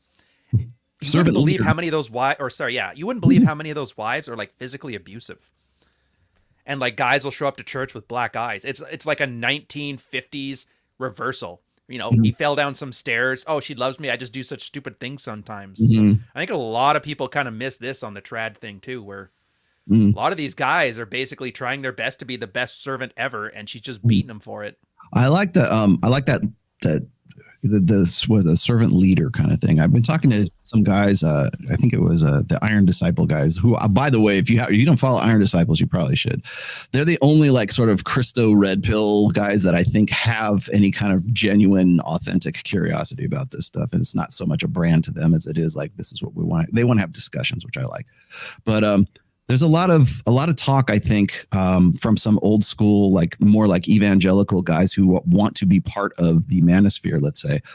And now they're leaning in towards a real man thinks the way that I think. A real man, like Matt Walsh, when we riff on this here in a minute, you'll understand what I'm saying, but like has 5 kids. And if you have a problem with him, like showing off his kids, then you must be insecure, Ryan, because you don't have any kids of your own and you must not have a dad, and you must be an orphaned, stepchild, Yeah, heaven forbid I use my kids as like a human shield against criticism. Sounds cult pretty of the masculine child to me. Cult of the child, man. I talked about that with Pat Campbell many a time. Usually you see it happen with liberals, right? They'll say, well, the kids are into environmentalism and they go green and all that stuff, or they're against they want gun control because we don't want to have another school shooting or something like that. And if you disagree with that, you're against the kids. It's using children. That's what the cult of the child is, by the way. It's using children as an ideological human shield. Now, that's a cult of the child is not just for liberals. It's also for conservatives as well. They'll be happy to use the same tactics that the woke will use themselves. And I also want to point that out too. Don't think that the tactics and the methods and the strategies and everything that any one of these people complain about when Andrew Tate gets canceled by big tech or the Matrix is out to get him, that kind of stuff. Don't think for any fraction of a second that the right will not use the same tactics that the left or the wokesy left does themselves. They will resort to it if it's in their best interest to do so. Remember the Dixie Chicks? I remember the Dixie Chicks. Look it up if you guys are wondering what we're talking about. Look up what happened to them. The CD burnings back because they said something against President Bush at the time, like George W. Bush at that time. Oh, and they were country stars. So yeah, that's If you think that the right can't be just as tyrannical, just as cancel culture, just as ideologically zealous as the woke mob, you are gravely mistaken. That's why I punch left and I punch right. I swing both ways. Right there, you go. I said it again. All right. I was really thanks, LDU. I was really waiting for you to bring this up, especially that red pill clout chaser, Officer Tatum. I've seen his stuff. The guy will say F and F are fake, but then in the same breath will repeat the talking points. Clown world. Yeah, that's another thing. What will happen, you also see going forward. As I said, this is the end of the manosphere. The end of the manosphere as we know it. The end of the manosphere as we know it. Right now. Not saying the red pill's going away. Not saying the manosphere in general is going away. The way we think about things right now, what we presume, like if you have a definition of the manosphere, like the AI thing I just read a minute ago, that's the definition that we have of the manosphere and of MGTOW and everything else. And it's no longer going to be Wikipedia. We're going to go ChatGPT, tell me about the manosphere. And it's going to tell you that that's what it's really about. And you're going to believe that shit because AI told you that. But as it stands right now, you'll see guys like Officer Tatum. You'll see guys like lead attorney who shit all over Fresh and Fit back in August of 2021. And now suddenly they're a big deal. Pearl ruthlessly, shamelessly rips off Fresh and Fit and myself and everybody else, repackages it. And suddenly, because she's got 1 million subs that she bought, everybody thinks she's legit. Those days are going to be dead and over probably by about August, soon as the election cycle really picks up. And what will it be replaced by? Guys like Matt Walsh telling you that the real red pill is to have 5 kids, to be a servant leader, right? To get your shit together, take on responsibility, right? Fuck that authority. Take a punch from your wife and keep your mouth shut. Take a punch from your wife and keep your mouth shut, right? Again, it's conservative feminism, and that's exactly where we'll go. They'll think that they're sanitizing the manosphere because they did exactly the same thing in 2015 and 2016. Let's see.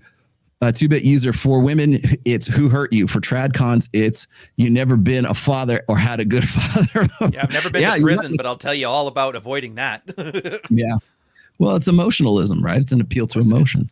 Try to emotional digs. I hate how it's so effective, like for guys too. It's just, it lets you know how bad things are. And obviously you can't save guys.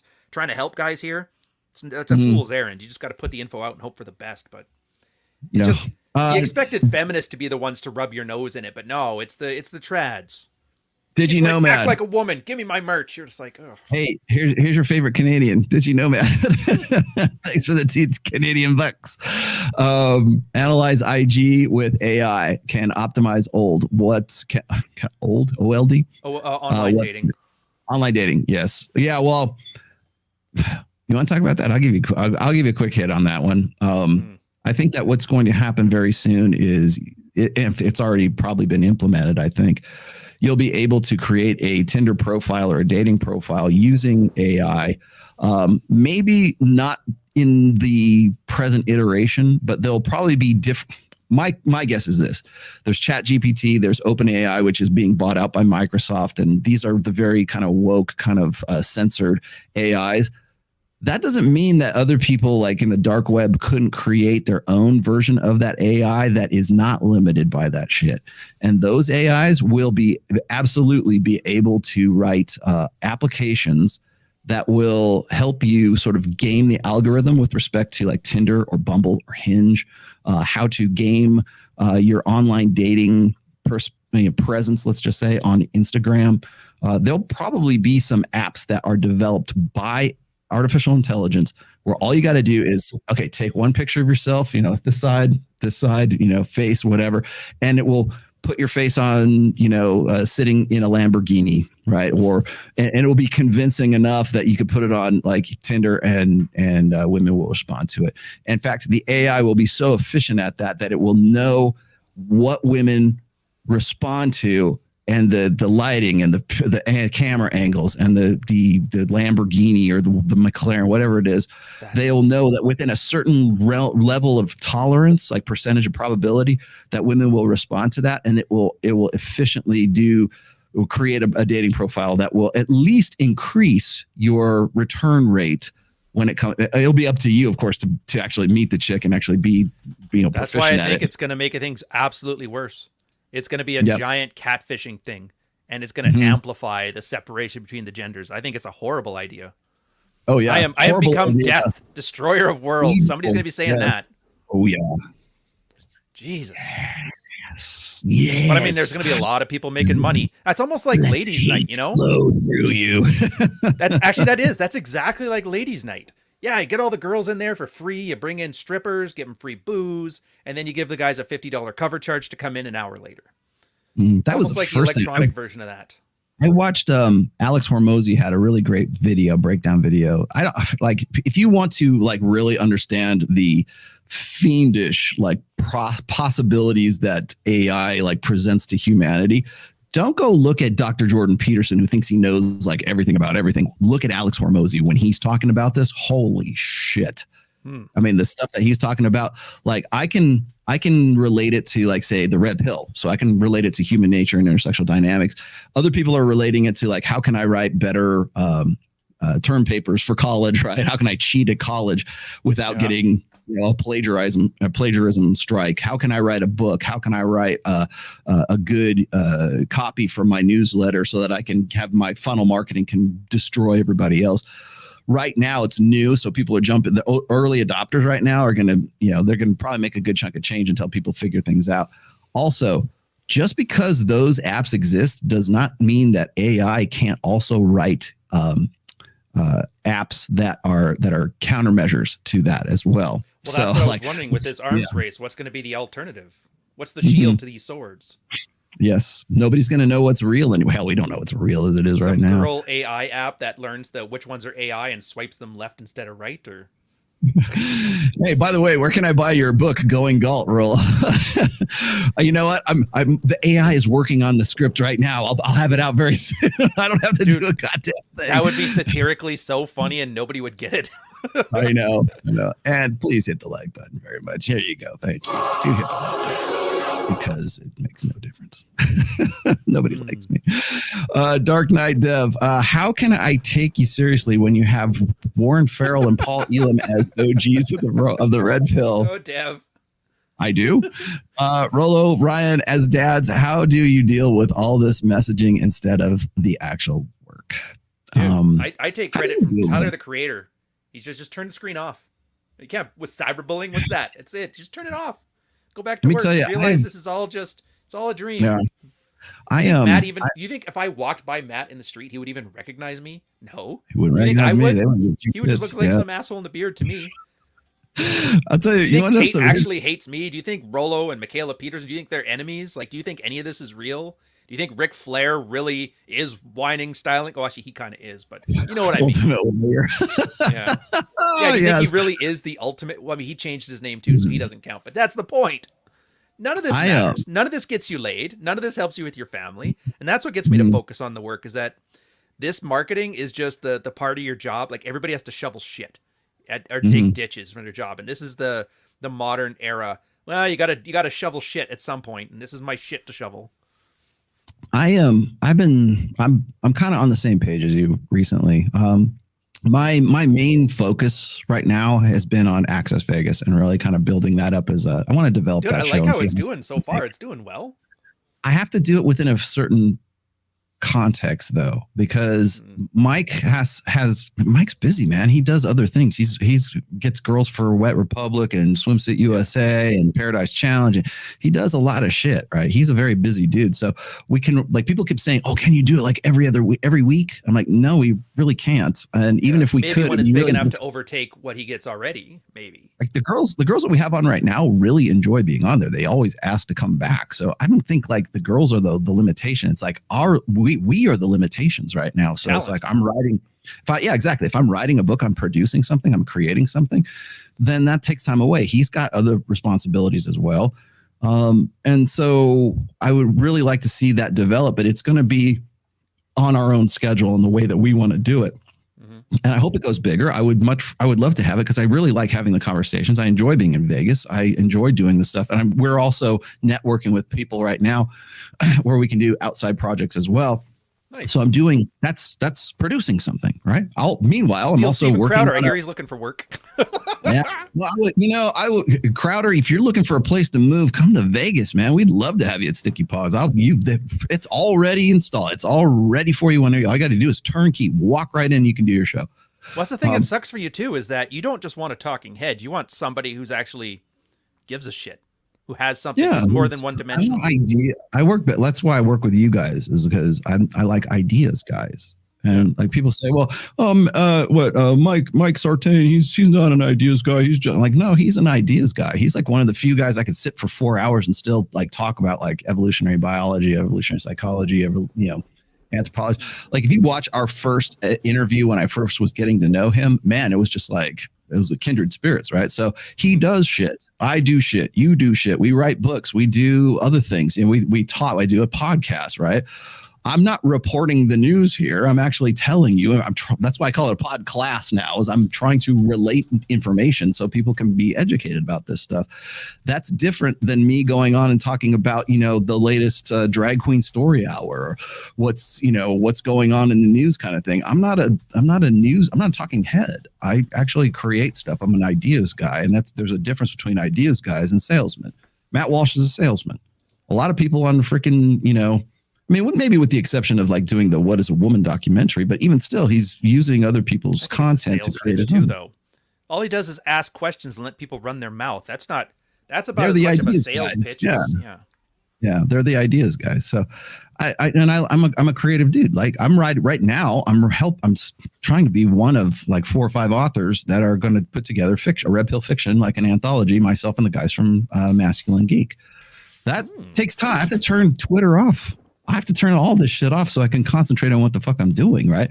Those are the guys. And when I do that, I'm not on Instagram trying to promote. I'm not putting spicy memes on Twitter, pithy tweets on Twitter. You got to put yourself in a different headspace. You can't be fucking around.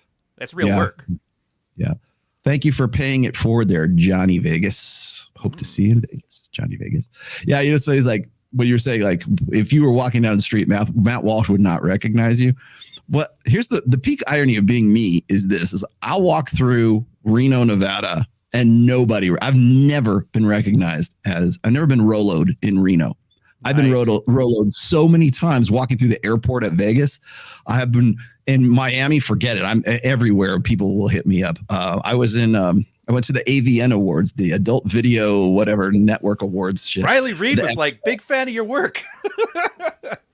I had probably a dozen guys. I was there with Miguel, and Miguel was like, how do these people know you? I'm like, they like porn too. I guess, I don't know. I'm walking around and I'm having people want to take, photos with me and put me up on Instagram and everything. I'm like, yeah, okay, no problem. I wasn't going there because I thought that was going to happen. I was trying to get girls for the show, but yeah, I mean, that kind of stuff. The porn stars will recognize me. Matt Walsh will not recognize me. Yeah. Candace Owens don't know me from Adam, man. But boy, a lot of other people do. And it's just, I don't know. And maybe there's kind of like, maybe that's a good thing, though. Maybe that's. Do you see how these people that want fame, like what Tate wanted fame? Look what that got him. Oh, I made all this money. I'm famous. Yeah, and now the Romanian government wants a piece of us, so you can't out alpha the state, you know? Yes. Yeah, but it's a false crime. It is. You left the UK because you didn't like the legal system. You're now in Slav legal system. Enjoy it. You got what you wanted. I know. Yeah. Yeah. That's interesting. Yeah, exactly. Let me finish out these LDU again. These TradCons are the fakest individuals. Look up Officer Tatum. I already know who he is, dude. I know exactly who you're talking about. He talks down on FNF and same breath promotes Tate and Kevin Samuels, of course, because that's one is a brand builder and one is if I go and I shit on this guy, that's also a brand builder. Define an out-group, define an in-group. Yep, the brand. It's a brand building strategy, is what that is. They probably don't give two shit. They don't know these people.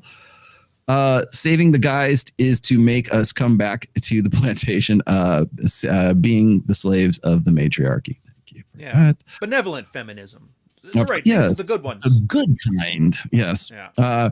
80%ers, beta men, won't give up on marriage in the West, left or right. Men desire marriage more than women, even though it's a raw deal. Yeah, I know that ought to be a real slap in the face. That's a red pill right there. Mm-hmm. The opposite of marriage ought to be MGTOW. It ought to be, but it's not. Yeah. What I like MGTOW, like there's only one way to go is your own way. That's what I don't get in MGTOW. You shouldn't have to say it.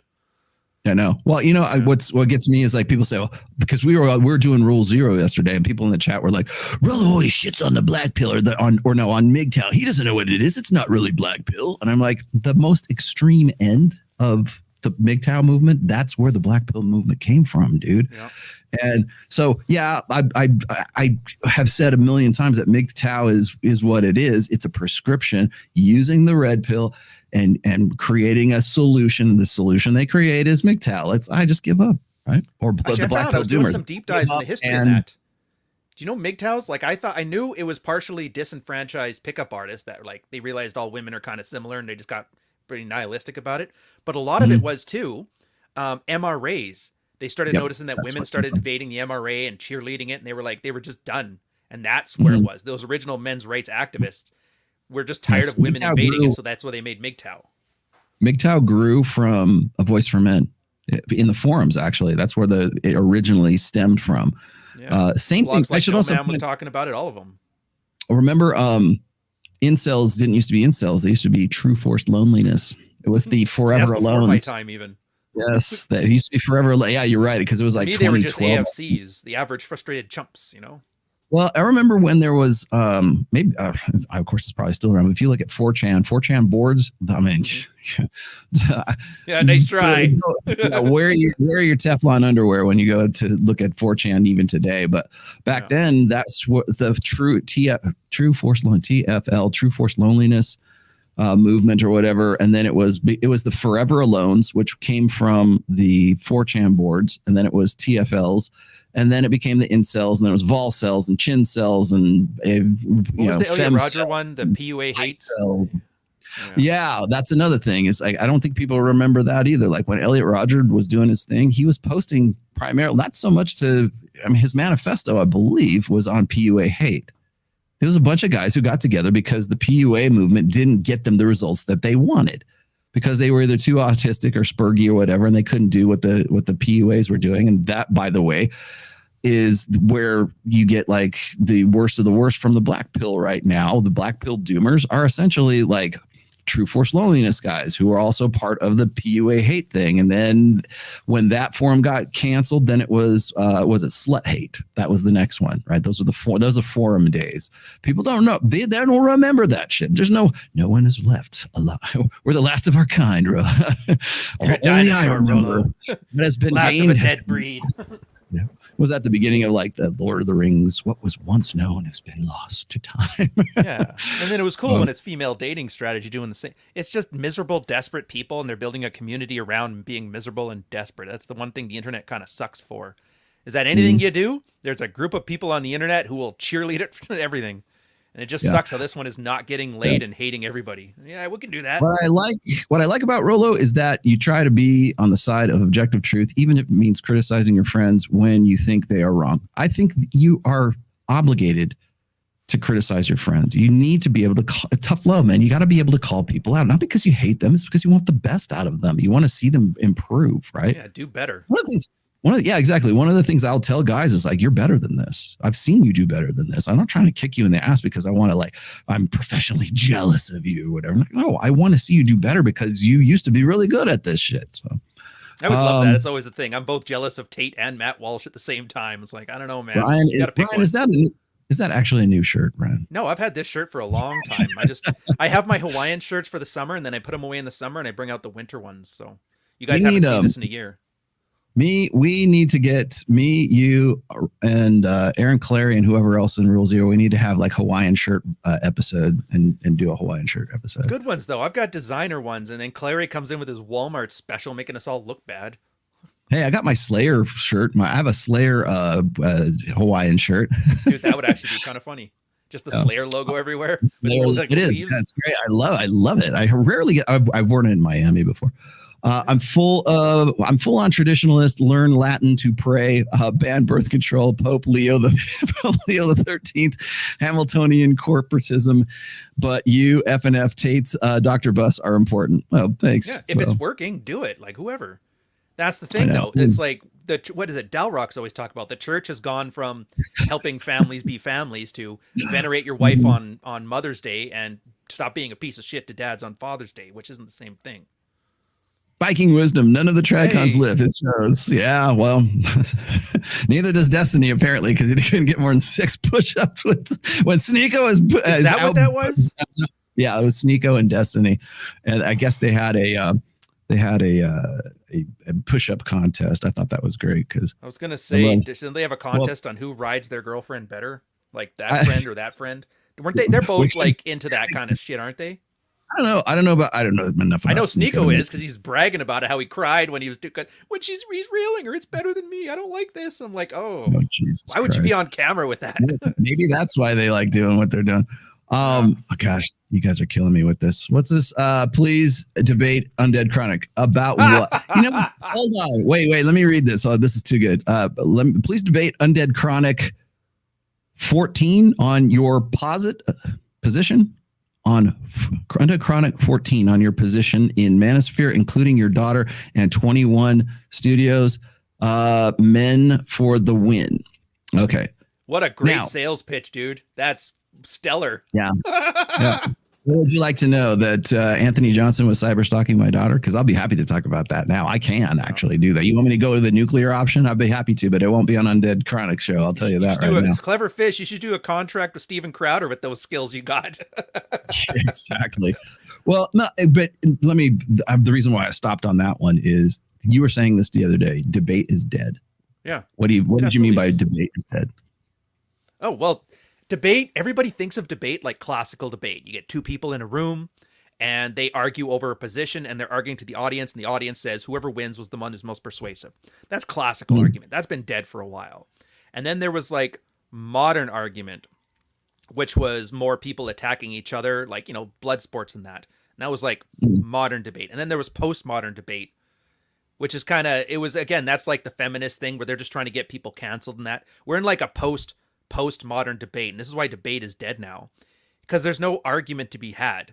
Like, you're bringing your brand there, everybody's convinced of what they're convinced of, and all you're doing is giving bread and circuses to the masses. Whoever has the biggest audience won the debate before it even starts, but the guy who's there as the underdog, he's there to get more followers. So nobody even really cares about the discussions anymore. They just want to see Jerry Springer throw a chair and find out that, oh, you're not the father. And that's why it kills me, because all these people, everyone asking for these debates, they fucking know too. Don't give me this whole, no, it'll be a proper debate. It's, better. You know for a fact it's because, who was that guy's name? Undead Chronic 26, Warhammer 40K boy. He just wants some clout. And if he could sit here and yell at Rollo, his audience will start, clapping like seals. And then a couple guys that hate Rollo and hate follow him will watch your thing. Ask me how I know, because that's what I did with my stupid Matt Walsh tweet. The only difference is we're at least do you the courtesy of being honest about it. So I just hate that shit. And the fact that audience members still treat it like it's a real thing, either they're deluding themselves into believing it because they want to believe it, or they know, and it's just like a cynical and jaded audience that just loves to watch brands tear themselves down on internet. It's like kicking your brother's Legos over because it's like it's more fun. Well, I get it when people want some juice, right? If you want me to come on your show and have a conversation, I'm all about that. Don't call it a debate though. Yeah, because that's not what it is. Like I watched what was it, Hafiz and Pearl having a quote unquote debate on Adam's Costing show. I'm like, that's not a debate. That's the fact. If anything, like if you go and it reminded me of like Hafiz just will yammer and blather and say, let's get ready to mumble.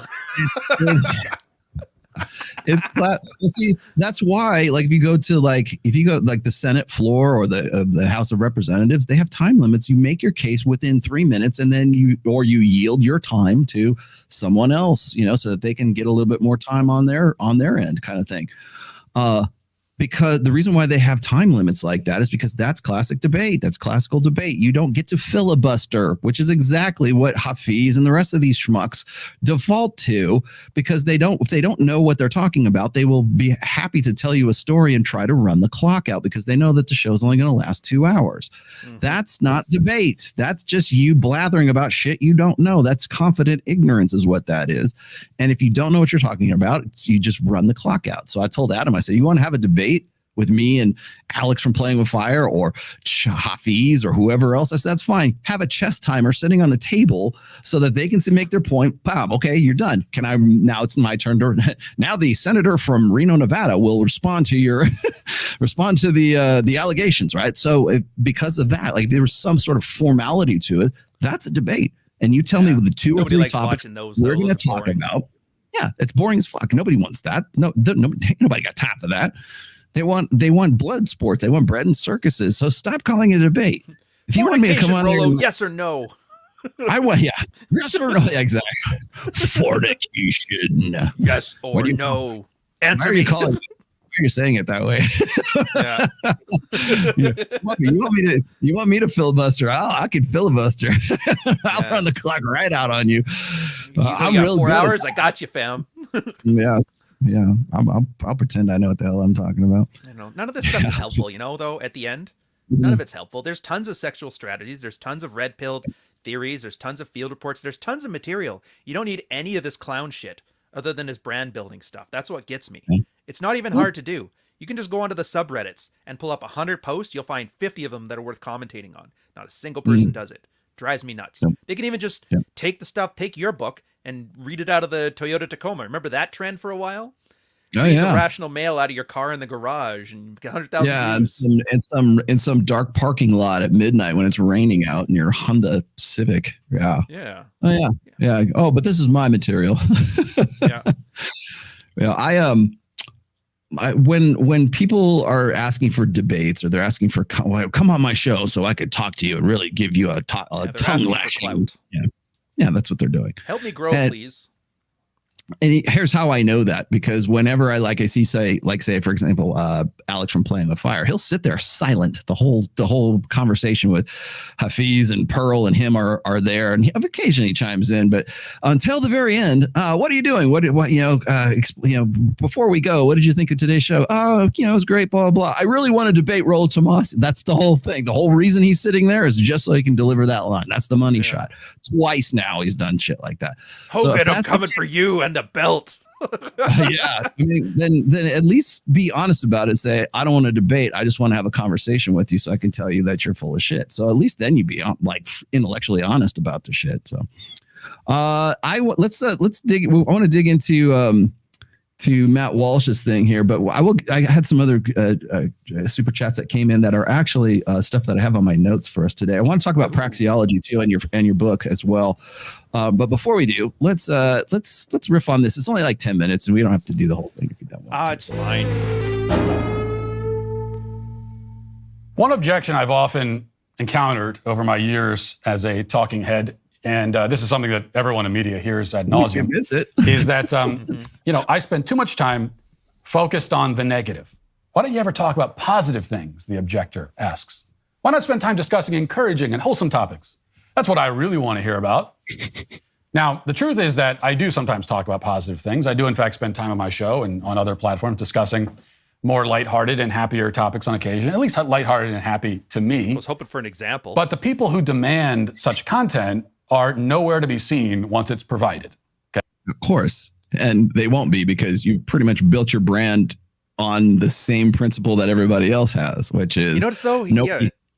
Oh, sorry. Finish your thing. I'm cutting you off. I'm sorry. Well, nobody cares about... That's the premise of conflict, right? That's what makes for a good movie, a good show. It has to be conflict. There has to be pushback. There has to be a bad for there to be a good, right? Nobody cares about it online because that's what sticks. Yeah. But I would love it. I think it was Henry Rollins once gave this analogy. He says, if there's a movie that was playing down the street and it was about the guy who had a perfect wife, a perfect life, he had a great job, he had perfect kids, never had any trouble in his life, was just sunshine all the time, had great vacations, had great sex, had a dog in the yard and everything. And then the next door is another movie that's this guy who's just, factory worker, gets shit on all the time. No girl wants to have sex with him. Is just depressed all the time and is just like angry and bitter, like the Joker, right? Like just trying to, find his way to get his comeuppance kind of thing. Which one do you think people will line up around the block to go see first? I was going to say, isn't that Married with Children? Yeah, exactly. Because that conflict is what sells, and he knows goddamn well that that's exactly the way it works, because that's why his brand's built on. Everybody's like that. Couldn't even come up with an example of the wholesome content he was talking about either. If I'm going to tell people how I'm wholesome, at least I could say, like I was just last week doing this. He's going to talk about his word. Mm-hmm. I mean, it's fair. He's correct in a way. Like Mrs. Tomasi actually came up with this. She said, if you're for something online, everybody hates you. But if you're against something online, everybody loves you. Like if you shit on somebody, you hate on somebody, everybody goes, yeah, you're on my team. Finally, somebody's opening the mouth and speaking the truth, right? But if you go, hey man, I really like this hobby, I really like this comic book, I really like this guy. If you say that, people go, what? You don't know that they're idiots? Don't you know they're part of the problem? Like people will mouth off and try to. If you like something, people will hate you. If you hate something, people will like you. Well, you're making me sympathize with old Walshy now. You poor bastard. Yeah. They don't say, hey, thanks for this. It's just what I asked for. Instead, they say nothing. Because the truth is that they've probably changed the channel. They closed out the video. Because the further truth is that they don't really want these more wholesome themes. They say they do, but when they get it, they're bored. That's part of the reason why you don't see more of the sort of cheerful and uplifting content that so many people pretend to want, but rarely support whenever they get it.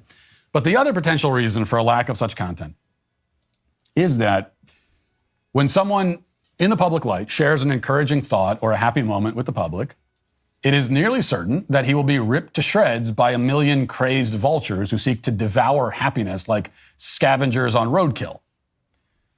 Now, the point here isn't just to whine and say, woe is me. There's a larger point I want to make, but case in point, consider the happy moment that I experienced and shared with the world and have talked a little bit about on the show late last week, the day after our twins were born.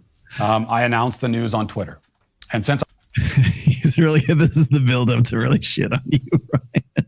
I'm a dad of 6 now, I can't help but include an extremely lame dad joke in moments like this. It's a compulsion.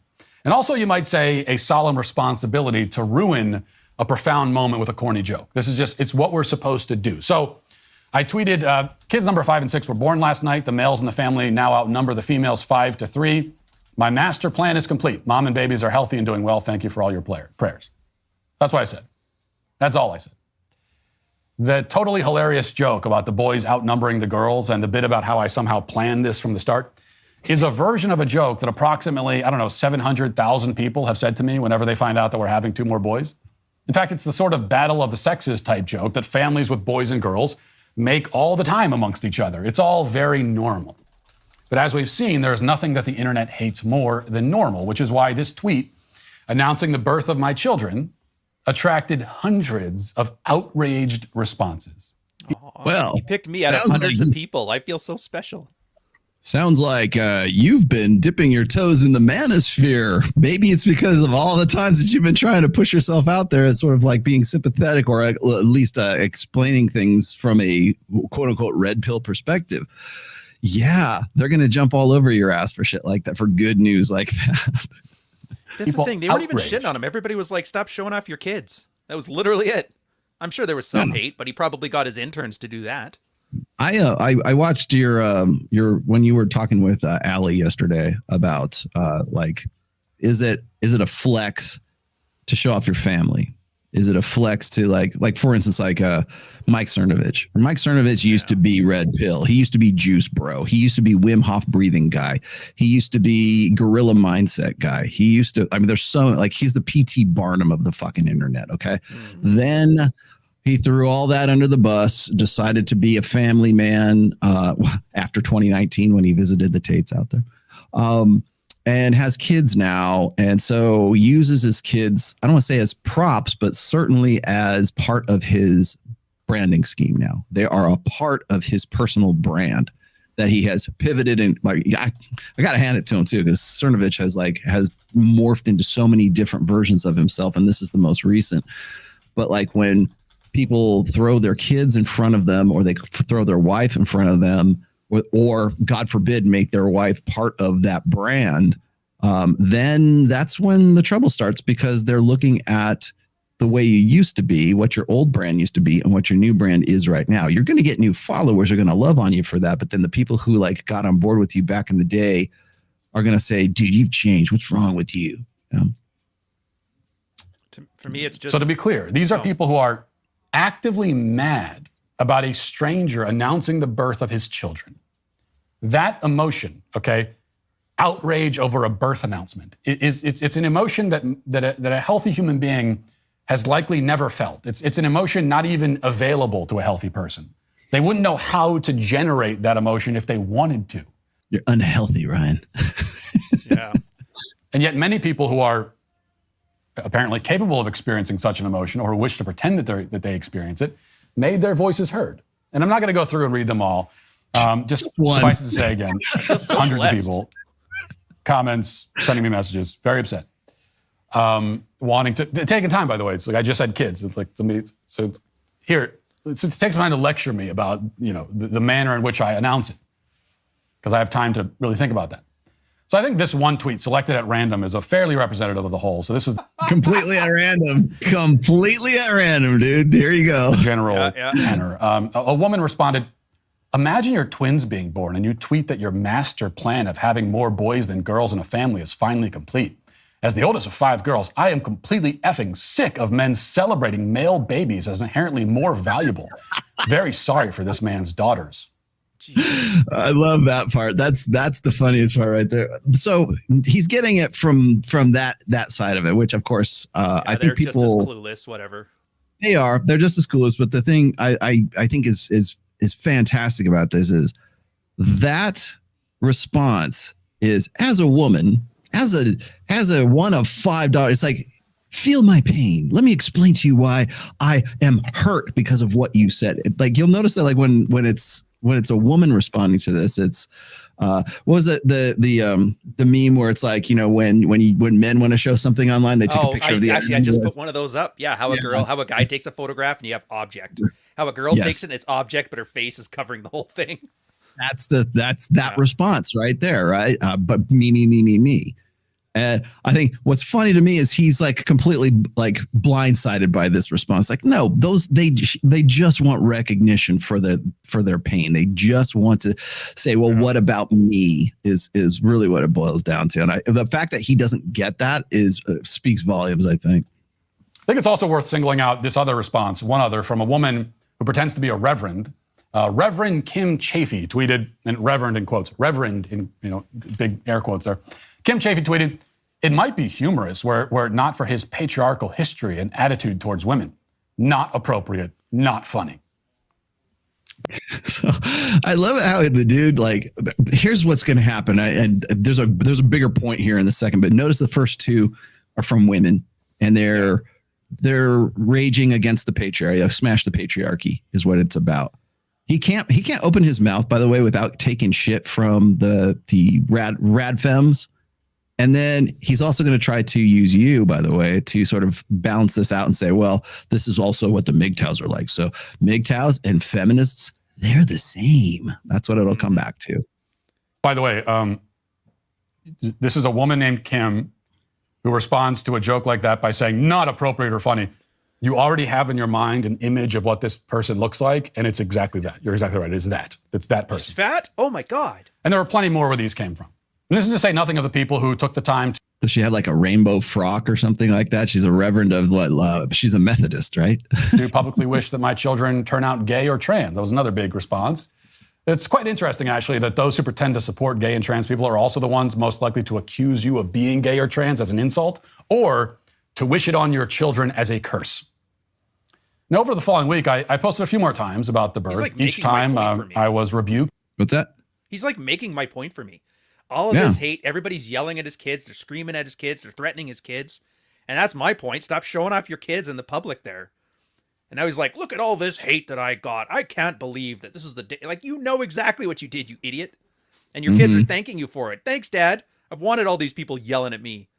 Dude, when they turn 13, oh man, there's nothing I can say to him that's going to be harsher than what they're going to say. Okay, so let me throw this. Let's do a mental experiment here. Let's do a mind experiment here. He does this because he knows that that's going to be the response. Yep. It's half the people are going to hate him. Half the people are going to talk about wanting to fuck him. And then it's every trad who does it. Well, it's like it's a marketing tool right now to produce, like, say, Captain Marvel, for example. It's the Captain Marvel effect, right? They know the movie's going to be shit. They know, or the all-female version of Ocean's 11, or the all-female version of Ghostbusters, or the whatever, put the strong female lead in there, or the She-Hulk effect, right? They know damn well that people are going to hate that fucking movie because all it is. Velma, thank you very much. Yes, Velma from Scooby-Doo. They know people are going to hate that. That's calculated in. It's worked into it's factored in to the marketing, because they know that when it flops, they'll say it's because of these misogynists. It's because of the MGTOWs. It's because of the red pill guys. It's because of patriarchy. It's because Matt Walsh is the way Matt Walsh is. Matt Walsh is now using that dynamic, knowing that that's going to be the effect when he starts making birth announcements, when he starts talking about stuff. He's not doing, by the way, this is disingenuous, just on the surface of it, because he's not making that tweet to say, oh, well, people want me to do good news, so I think I'll tweet my kids, my birth announcement of my kids. No, he's doing that because he knows what's going to happen. He's doing that for self-interest, not because he wants to give good news. Yeah, here's, maybe I should give some good news. Well, my kids just got born. I think I'll go and tweet that out. That's good news. You couldn't talk about like how some poor dog on the street got, adopted at the local pound and raised from sickness to health or something like that. That doesn't enter in. That doesn't factor in as like, oh, I'm going to give good news or whatever. It could be anything. Donating to a charity or. Notice that maybe just saying I love my kids, like, hey, my kids just got born, like as an announcement, just like that. Even that you could say, yeah, it's fine, whatever. Right? Yeah, it was all a set. It's a complete setup. The fact that we're even talking about it is a complete setup, because when he noticed what he said in the beginning, well, people complain that I'm always negative, so I tried to do your something way positive. I tried to tell you, like, what positive story could I do? Oh, well, my boys just got born, so I think that'll be a good one to start with.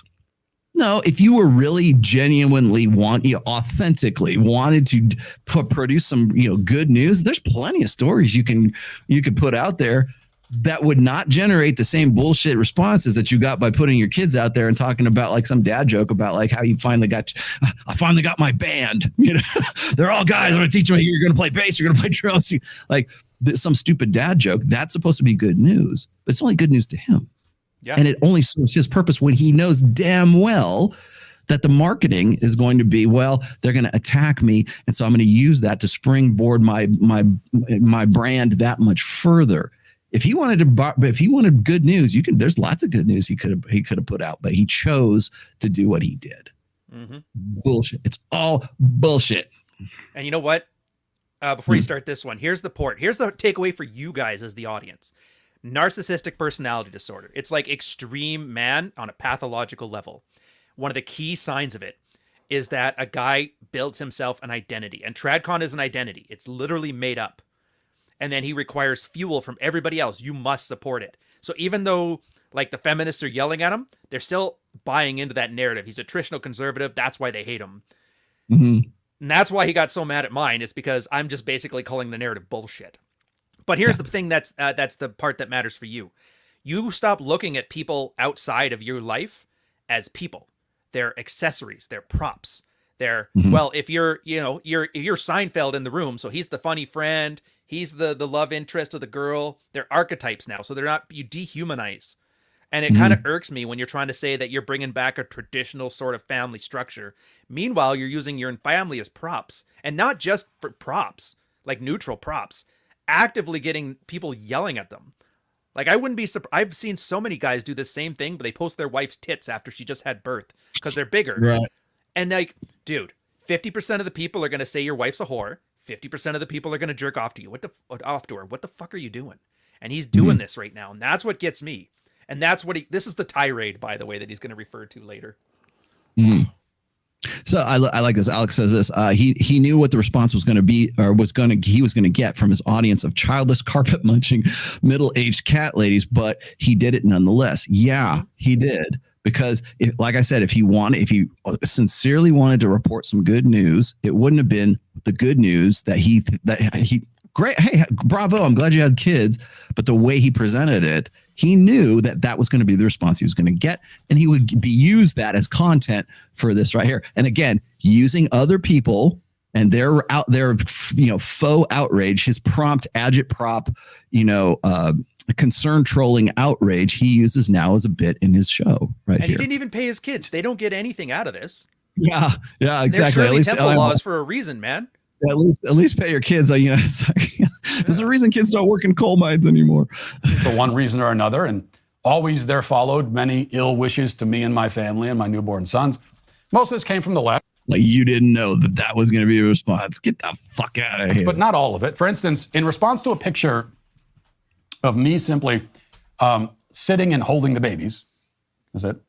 And I don't usually post pictures of my kids online, but they're infants and you can barely see them, so, But I did this time. See, he knows I'm fine. fucking right, too. But a YouTuber from the manosphere named Rian Stone tweeted, showing off the F trophies for clout. F trophies like the F word, trophies. That's what so the babies are trophies that I'm showing off for clout.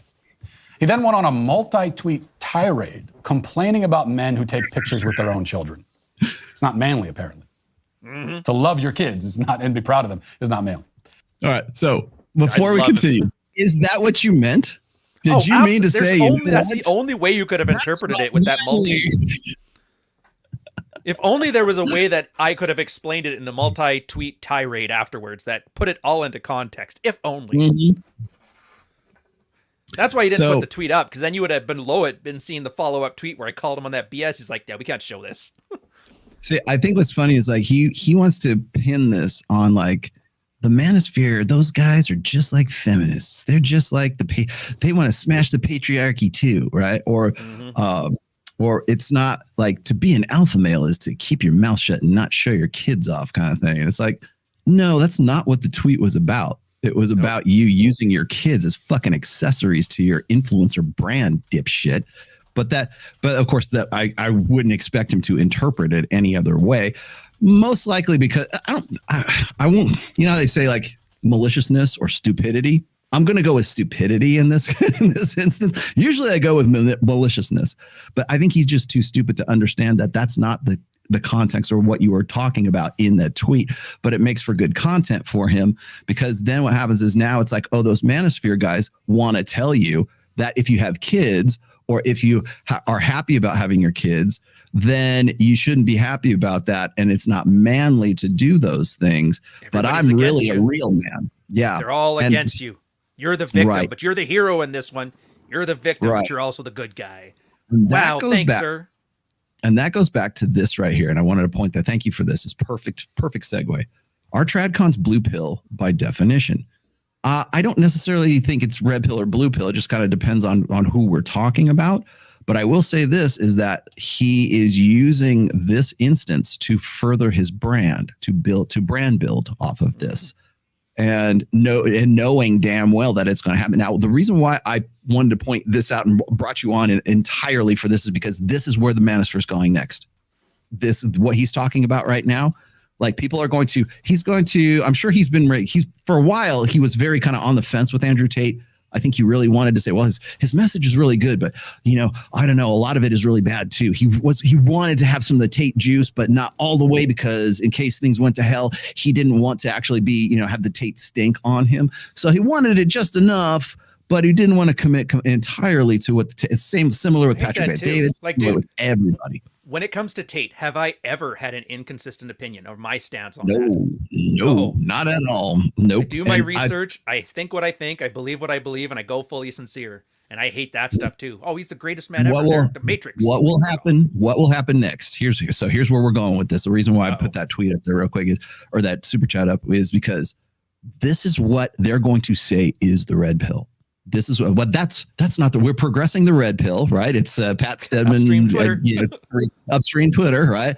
And this is where we're going with this. So these guys think that manliness is not showing your kids, is not having children. So they're just like the woke. It's just that they don't know that they're the woke, right? So now we're the real red pill.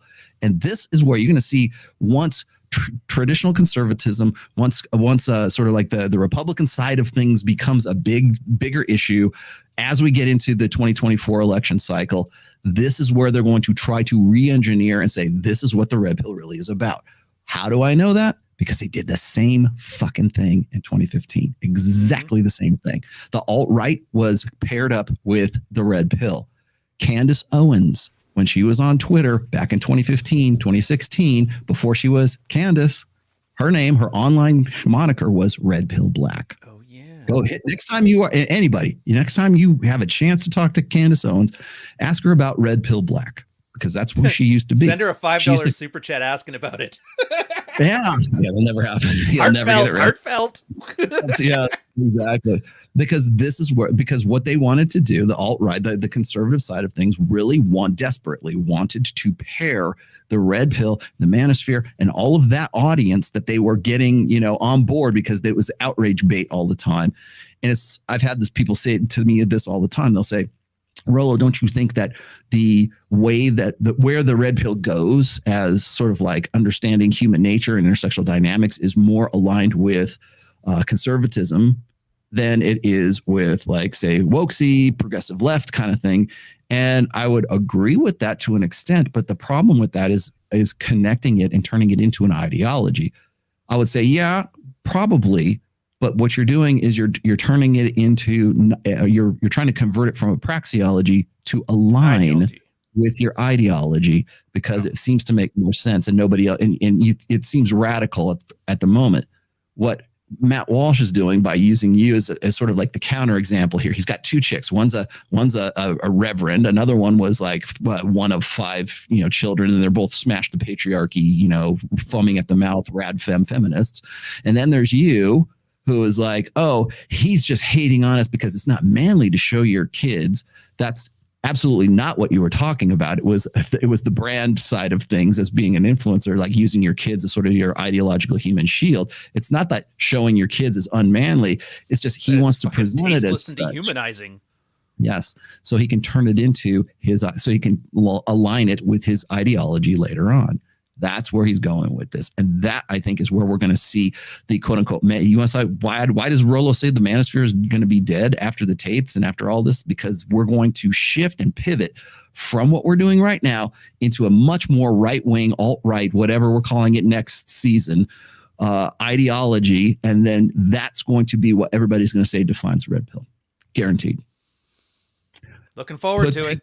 Should be take that to the fucking bank. Perhaps not a surprise that a picture of a proud father would be so upsetting to the sort of man who clearly never had one. Now, all of this. I wonder if he knew that, or if he's just like mouthing off. Yeah, I don't know. He's a colored guy. He clearly doesn't have a father. I hope that's not where he was going with that. I'm wondering. Rather offended, sir. So when I picked up on that part right there, I'm like, I wonder if does he know you? Does he know you? But he doesn't. Clearly he doesn't. I doubt he even read that. I'm sure his producers are the ones that picked up on that and threw it into his teleprompter so he could read it, right? Yeah. Now, what he's trying to do is saying those guys in the manosphere are all fatherless. The only reason they do what they do or have a problem with anything that I would do in my marketing scheme to show off my kids to prompt this reaction in the first place, the only reason they would have a problem with this is because they're all fatherless lost boys, and they are adrift, and they don't know, they don't take responsibility for themselves. Didn't show them off for clout. They don't know. Right. They're all fatherless lost boys because they wouldn't be in the manosphere for any other reason. So it must be that must be the case, correct? Reached its apotheosis a few days ago. What the fuck's an apotheosis? I got to look that up. Apotheosis. When I answered a question about whether I'd be taking a long paternity leave, and I said in reply, and here I directly quote myself, I said, nope, I'll be back to work in a couple of days. That's what I said. That was it. I'll be back to work in a couple of days. End of statement. And yet, even that was offensive to some people, and not a small number. So here we can use this response as representative. One man said, Matt, my man, I'm happy for you. For real, congratulations. Twins, a lot of work, a lot of fun. Good luck. You do know, I hope, that you could just be gracious and not dog whistle malign people who take paternity leave. Yes, to say when you're returning to I'll take things that didn't happen for 800, Alex. work is to dog whistle malign men on paternity leave. You can't even say when you're coming back to work without offending people who are not coming back to work yet. This is ludicrous for many reasons, beginning with the fact that I don't need a dog whistle to malign anyone. If I want to do it, I'll do it openly. I think I've proved that, if nothing else, during my career. Now, you might listen to all this and say, okay, sure. Of course, this was the response you got. It's the internet. It's not real life. That's just how people are on the internet. Besides, the vast majority of people were encouraging and positive and congratulatory. And these trolls are in the minority. And on that latter point, I agree. Most people have been very supportive, sending their well wishes and prayers. And for that, as I said, I'm profoundly grateful. As to the former, I certainly do not agree. You know, if many people are vicious and vile and insane on the internet, then they are, by definition, vicious and vile and insane in real life, because the internet is real life. It exists in reality. It is used by people in reality. So if you say something to somebody on the internet, you have said it to them in real life.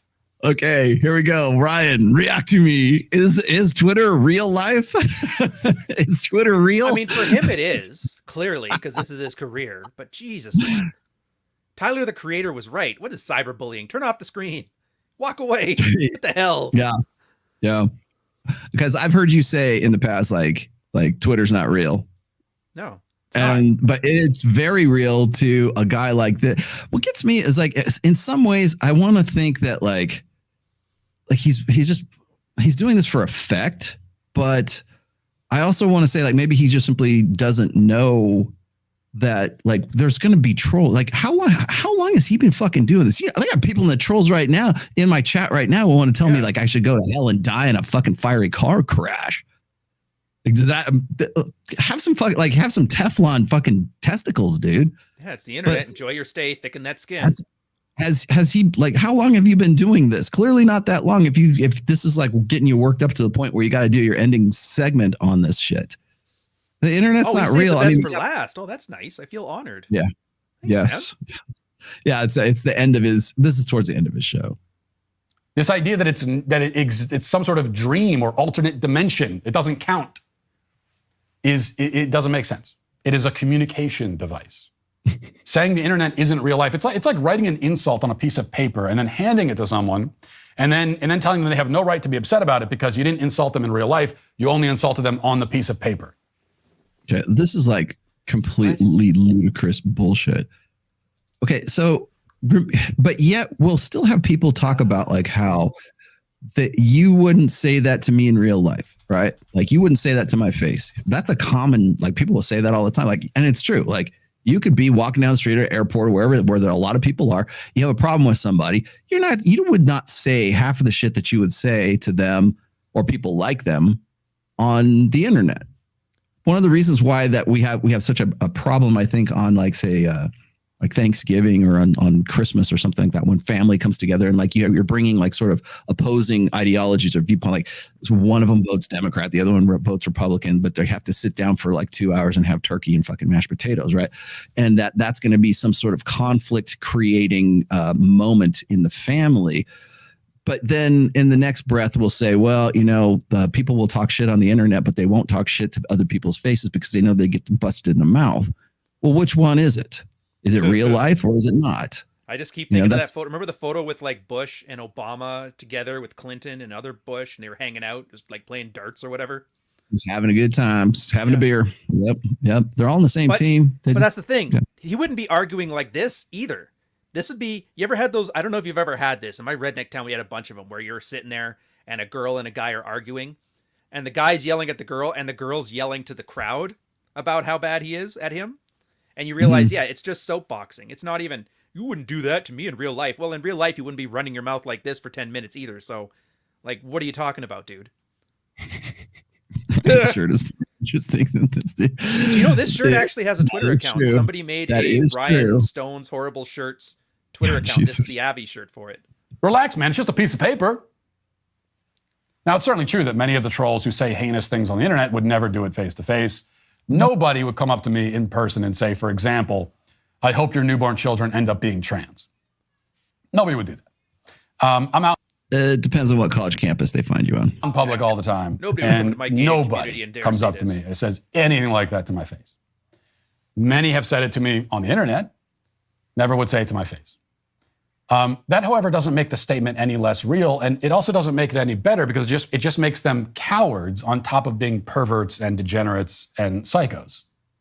Wait, or perhaps words or violence.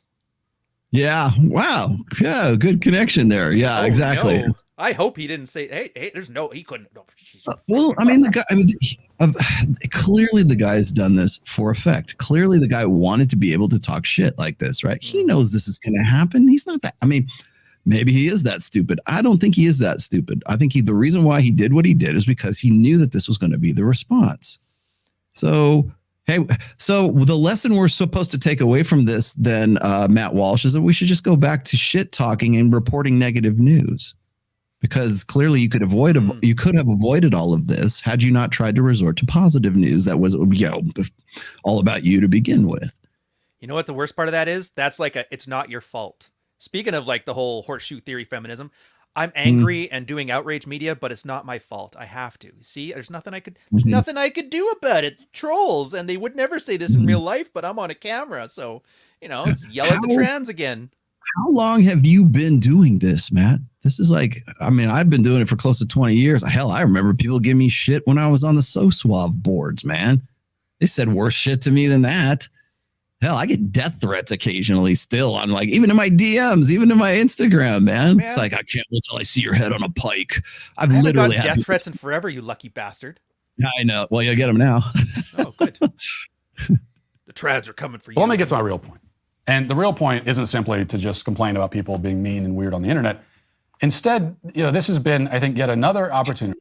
No, that's exactly the point. The point isn't what I just spent the last 10 minutes doing about the modern world, which is this, that many people hate happiness. And this is really what lies at the root of the psychotic backlash that I received for committing the sin of talking about my children in public. So, but you said you wanted to report something positive. Yeah, who hurt you? That's the positive.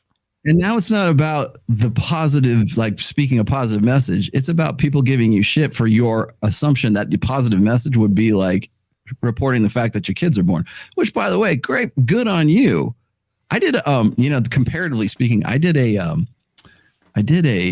tweet. I think it was on my, it was on my 25th wedding anniversary. I did one tweet. You know what I put? I said, today, 25 years ago today, I got married to my wife. That's all I did. That was the whole thing. It has been the number one most engaged tweet I've ever written in my life. And ever since I've been on. Yes. Because so many people, they either hated it or they loved it. Oh, well, you're flexing with your 25-year marriage. Fuck you, Rolo. Or else it was like, whoa, congratulations. What a great accomplishment. Everybody's either too happy or they're too pissed off. And it's not, I can post pictures of my dogs and not get that kind of response, right? I can post pictures of, if I was going to ever do this, post pictures of my wife, post pictures of my daughter, right? Hey, my daughter, by the way, graduated, with a master's degree with, magna cum laude honors. I could go and post that. I don't. Why do I do that? Because people will have the same response. It's either too much of a flex, or people will hate you for it, or they'll love you for it. And even the love is kind of like, they just want to, hey, bravo kind of thing. If I go and I say, hey, I just got 100,000 subs and I got this placard over here, that's even a different thing. That's a flex in a different way than saying, hey, my daughter graduated from college. My dog photos, same thing. Yeah. But there's a difference. They're not human beings, and you're not dehumanizing them. You're not turning them into props. Yeah, and he's using them as props to get exactly the rise out of to get this material, to get this content. He would not have this content had he not done what he did. Period. I'm not saying he shouldn't have done it. He could, but he could have done this and not talked about it at all. He could have done this and said, okay, here's my kids. Oh, I got a bunch of shit from people, and I got a bunch of love from them too, because he just said it was also positive. What outweighed what, Matt? Was there more shit talking, or was it more people going, bravo, that's good for you? Same thing as my 25-year marriage tweet. Actually, yeah, he didn't bring up one positive tweet. Even the guy, he was like, stop shitting on time off. Yeah, all he talked. You want to talk about focusing on the negative? That's all he did. And he said there's positive shit in here, but he's talking about the negative shit that went along with it. Why is this not like geared towards the positive side of things? Because clearly there were positive. Man. Yeah. The reason why is because he's still the tweet itself, or the announcement itself, was meant to use his kids as fucking props, which is what you called out. And even now he wants to say, you guys are fucked up. And you say you want positivity, I give it to you. And then he proceeds to focus on nothing but the negative responses, when he said there's a lot of positive responses too. Well, if you were interested in the positivity side of things, that's what you would have started with, you son of a bitch. Mm-hmm. Yeah. But he said nobody will watch it though, so it's not my fault. Mm-hmm. Nobody will watch it. All it is to provoke. That role, and I'm proud of my family. That's why I talk about it. And that makes certain people very upset. Yeah, but it also makes a lot of other people really congratulatory of you. But you don't talk about that because you want to say nobody cares about positivity. And then this entire diatribe is nothing but focusing on the negative. Fuck you. Why? I mean, why do people get offended by that? Why get offended by happiness? Because they're deeply unhappy and miserable themselves. And they take... Thank you, Dr. Freud. Projection. We got it. Your happiness as a personal affront. The adage about misery-loving company is true. But I think it's important to understand why it's true. That this sort of miserable, selfish person has given up on striving for anything better in life. Instead, they try to attain happiness by using this kind of bell curve method. If they can drag everyone else down, if they can spread their misery around, then they'll have increased their own happiness in comparison to the average. We're grading on a curve. Is that not what he's doing by only reporting on the responses that were negative? Is he not participating in exactly the same shit? Rolo, it's not his fault. Nobody will watch if he does that. He has no choice. It's not his fault. There's nothing he can do. He wants to. Yeah. He's done it before. I won't tell you where because he can't. But it's not his fault. So stop being a hater. Stop dragging him to your level of misery. Disingenuous fuck is what this guy is. It's like if you earn more money, you'll have made yourself richer. But if you earn the same amount while everyone else loses money, you'll have closed the gap between yourself and the richest person, thereby making yourself richer on average. Right. So let's say distribution. That's kind of communist. So the internet and social media is all Schadenfreude. We all take pleasure in the downfall of our fellow human beings, and that's why we're here in the first place. Many people in our culture choose the latter approach, both metaphorically and also literally when it comes to. But he also said there's positivity. Why did you not start with that? The money. Or end with it. Yet, of course, not all forms of happiness are equally as threatening to the miserable, selfish person. In fact, he'll be very encouraging to you if you are seeking pleasure in selfish pursuits, or if you're doing things that are materialistic or shallow or, that aren't that meaningful, and you're happy about it and you talk. Yeah, meaningful. There's that container word again. About how you're happy about it. These sorts of people, they'll be very encouraging of that. They're happy, okay? Because that is a non-threatening sort of happiness that you're experiencing. Imagine the ego behind that statement. You guys love me and are happy because you got to see my kids. Aren't I great? What the fuck? And anybody who hates on me is also participating in commiseration. Yeah, it's a hater and who hurt you. And You know what's the worst part too? This came out the exact same time as the story of those two LGBT. They adopted 2 kids, and they were passing them around to all their friends and filming videos, doing stuff and damaging the kids. Video on that too. Oh, dude, you could not make like a perfect corollary to make this point than the timing of those 2 things. And he will, in one side of his mouth, those guys are evil because they're gay and they diddled the kids. And then he's like, by the way, here's my kids, and take a look at them and look real close. Yeah. And you hate me because I'm normal and have really good family values and you don't. Yeah. Yeah. Because you wouldn't have a problem with it if you did. But this sort of person is especially offended by the happiness you derive from good, true, fulfilling things, from a life of service to your family. That's the most offensive kind of happiness to them. They hate that. They really hate it. That is the kind of happiness that this sort of person hates most of all, because he has told himself that sort of happiness is impossible. He's either childless and lonely, facing the prospect of dying alone and unloved, trying to convince himself that this is the preferable option. Yeah, Ryan, you're going to die childless and alone. Oh, I got to let my girl know to leave me now.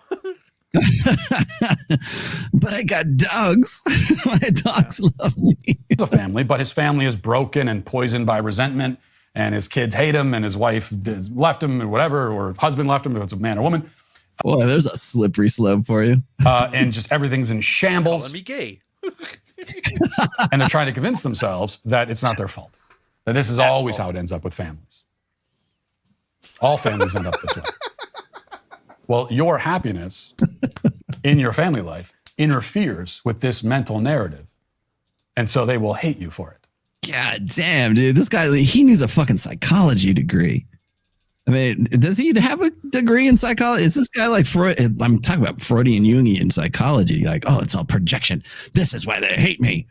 He aspires to be this. Yes. Yes, absolutely. Just run your mouth and make it sound good. They're trying to lie to themselves, and you're getting in the way of the lie. And that's what lies at the root of all of this. Nah, good enough. Screw you. Go away. Is he gonna? This is the point where he passes around the collection plate and they start to sing. Yes. Open your page to page 10. But if you don't want to be a hater, I've got this new course on Gumroad. Yeah, I love that. The thing that gets me the most. Oh, is it not? It's not time for that yet. Stop! Don't give me the adult spam yet. Okay, you get that at the 3rd hour. We're not quite there yet. I used to miss those. They used to be great, asking me questions, and I'd treat them like females in the audience that were like benefiting from the red pill, and I'd be like, "Hey, glad to see another successful marriage." Yeah. Okay, so I think that we pretty much made our case with this guy. But the reason why I wanted to even like talk about this in the first place is that mentality is going to sell going forward. People are going to be on board with this. They're going to be, yeah, maybe those manosphere guys really are anxious and alone and going to die childless. And it's the myth of the lonely old man that I wrote about, God, in 2005, 2007, right? That they're going to lean into that side of it. And then they're going to say, what I do, how I am, have 6 kids, do what I do, go to church on Sundays, be like me, it worked for me. Be like me, and that's the real red pill. I'm the real alpha. Look at what I do. Like you got a Christian basically putting himself in the position of being your personal Jesus. Yeah. Follow me. Yeah, follow me, my flock.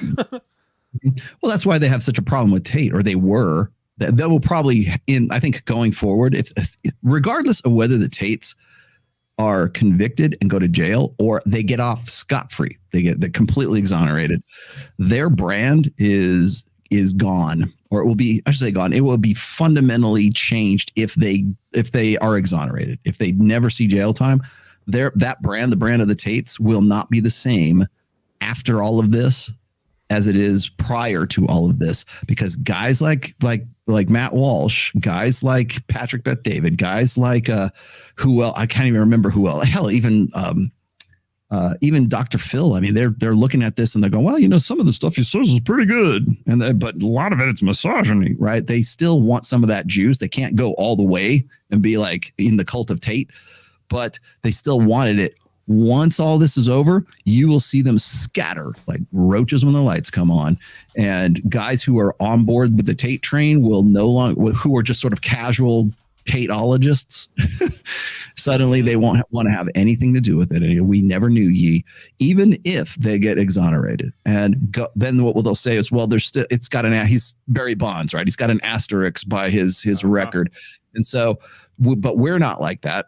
We're the new red pill. We're the good guys. We're the real red pill here. We're the logical evolution of the red pill is us. You know what I will say too? I don't say positive things about the Tates much, but I'll say this. Not one of them showed off their kids on camera for clout. That's true. Just saying. Yeah, that is true. And we do know that, or at the very least, we know Tristan has a kid. I don't know necessarily that Andrew does, but I do know that Tristan does. Tristan had a baby mama. Never put her up on. I've done my damnedest so that people do not go find my daughter. Right, for obvious reasons. Well, there's a reason then, of course, we have pen names. And nobody gives me shit. Everybody gives. Well, I shouldn't say that. Nobody gives me shit for not showing off my wife or not showing off my daughter.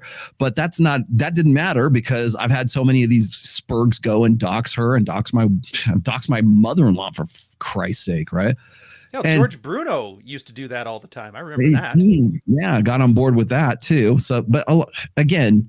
Oh, what's he trying to hide? I'm not trying to hide anything. I'm trying to private fucking life, you assholes. I'm trying. You know what I'm trying to do? I'm trying to make sure that people don't go and track down my daughter and go yell for her on Easter Sunday morning with no shirt on, wondering where Rollo Tomasi's daughter is. You want to know why I put security cameras on at her condo? That's why. Yeah, I can share. Is it so weird that people think there's a separation between your work and your personal life? Yeah. Well, again, that's another reason to have a pen name. You don't want to be one of these guys that buys into their grift and start thinking they are the character. Those guys are crazy and they do stupid shit. For some people, sanity in this business. Oh, thanks for that. Yeah. Okay. Thanks, Liberty. Thanks for letting us know Easter is a pagan thing. And now for something completely different. But there are people who use their kids as part of their brand, right? Patrick Bet-David uses his kids, his wife, everything. He's very proud of it. Good for him. That's part of his whole shtick, right? Candace Owens does not show off her children, as far as I know. Shapiro doesn't. Shapiro does not. I don't. I use a pen name, and people think I'm trying to pretend to be fucking Italian, right? Yeah. Dude, you will never know. I will never. You'll never know if I have kids or not. I'll never mention it ever. Yeah. It has nothing to do with nothing. Because the problem is like for me is it's never been relevant to what I've been talking about. Yeah. So I've been like, this son of a bitch is like, oh, if I had made the same tweet as you, if I'd have said, oh, you're using your kids as fucking props, right? He would have presumed the same thing. He would have said exactly the same thing, not knowing anything about me.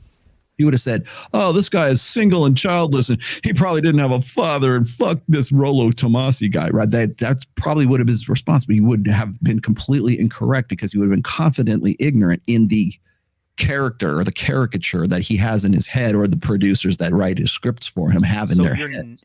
So you're not even a person. You're an archetype that helps him fuel his fantasy, his identity. Mm-hmm. So narcissistic personality disorder. There you go, fellas. Well, like if it had been me that had done that tweet, he would have made those same presumptions. I wonder how many people would have come out of the woodwork and done shows to correct him and say, no, Rollo's been married for 26 and a half years. He's got a daughter. It's already out of school, blah, blah, blah. That wouldn't happen. But still, the guy's presumption is that's how those guys are. The other guys are like that. And now when I go and I point out the hypocrisy and the inconsistencies and the outright horseshit, bald-faced lies of Michaela Peterson and how she is the antithesis of what her father said when it comes to women and careers and being mothers and everything else, when I point out that hypocrisy and that contradiction, I'm the hater then. You shouldn't talk about her. That's his daughter. I thought you didn't like that. I'm like, yeah, but my daughter is not running my account. My daughter is not a public figure. My daughter is not trying to do Instagram and has a YouTube channel and all this other shit either. Nor is she part of my brand and never will be part of my brand. Likewise, my wife will never be part of my brand and will never be on this show because it has nothing to do with what I talk about. It has nothing to do with anything. I kind of feel like a Donovan jab in here, but I don't have the heart for it. What's that?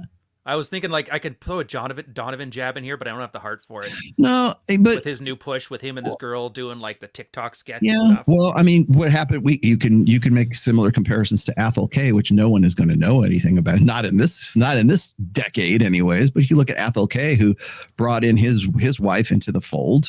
Oh, dude, tanked his brand, his health, everything. Tanked his brand, yeah. Because I mean, there's still going to be people who are going to be on board with that.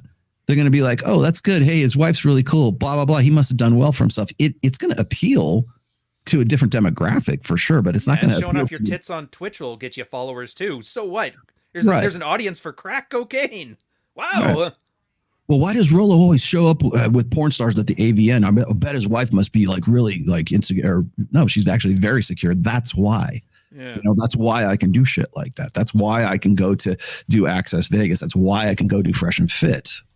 They think it's the opposite. They want to think the worst, which I completely understand. But the thing is, I don't make my wife, I don't make my kids, I don't make, well, with the exception of Ned, I don't make my dogs part of my brand, right? Mm-hmm. So, but you know, people still want to say, oh, well, they want to know what you're all about. They want to know what your hobbies are. They want to know that, you know, that you play in a band. They want to know that you snowmobile, you play D&D every Wednesday or so, right?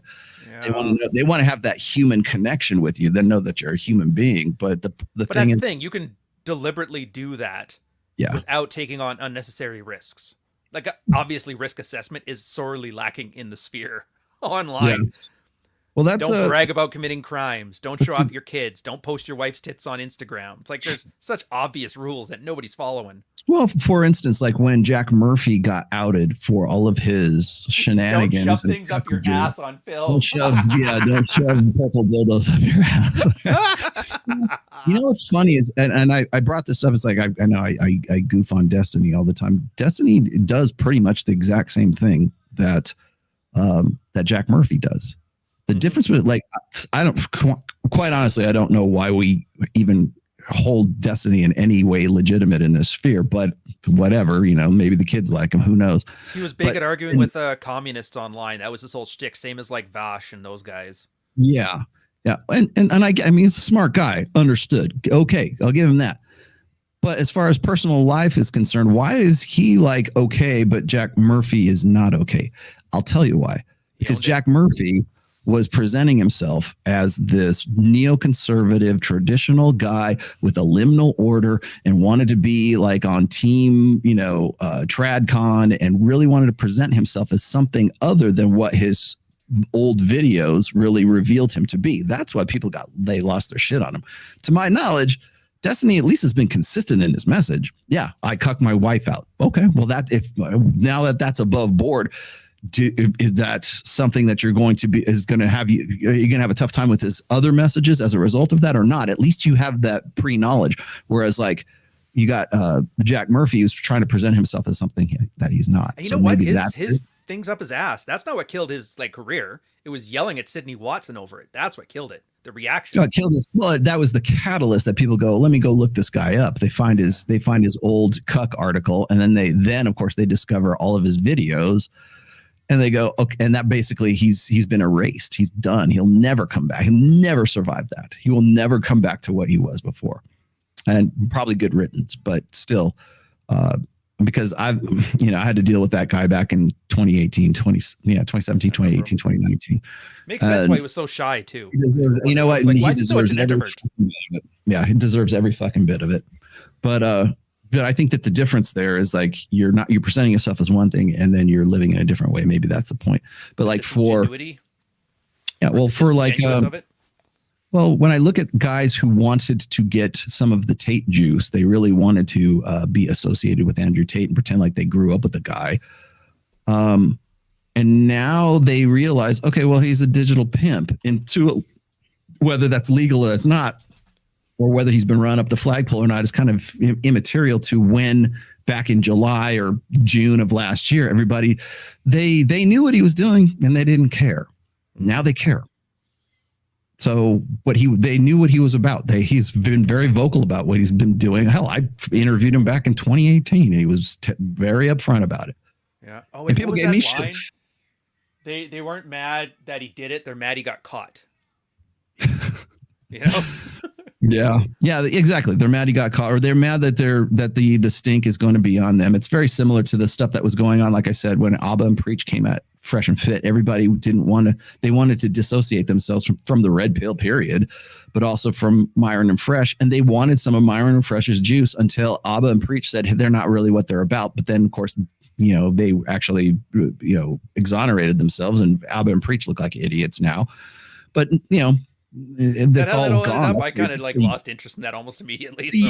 I know, exactly, and so did I. But a lot of people took that very, very seriously. I was more interested not in what was going on, but in the reactions of people who really wanted to be like sort of posers and grifters and gravy trainers. They wanted to be on board with that, and then they didn't. That was what fascinated me more than just actually what was actually going on.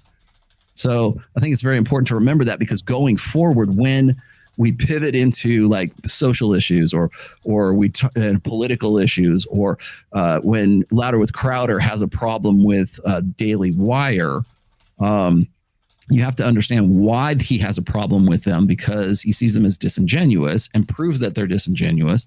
I don't think it's so much a brand building thing for Crowder as it is trying to out these guys and saying, look, this is where we're going. And I'm happy. Bravo. Steven Crowder for, holding their feet to the fire, because that's going to be important. I think probably like midway through this summer and in through the 2024 election cycle. So keeping that in mind. Last but not least, I wanted to talk about praxeology and I think I got to everything today, didn't I? Yeah. I want to talk about the book, your new book, Praxeology. Well, I guess I can talk about it if we have to.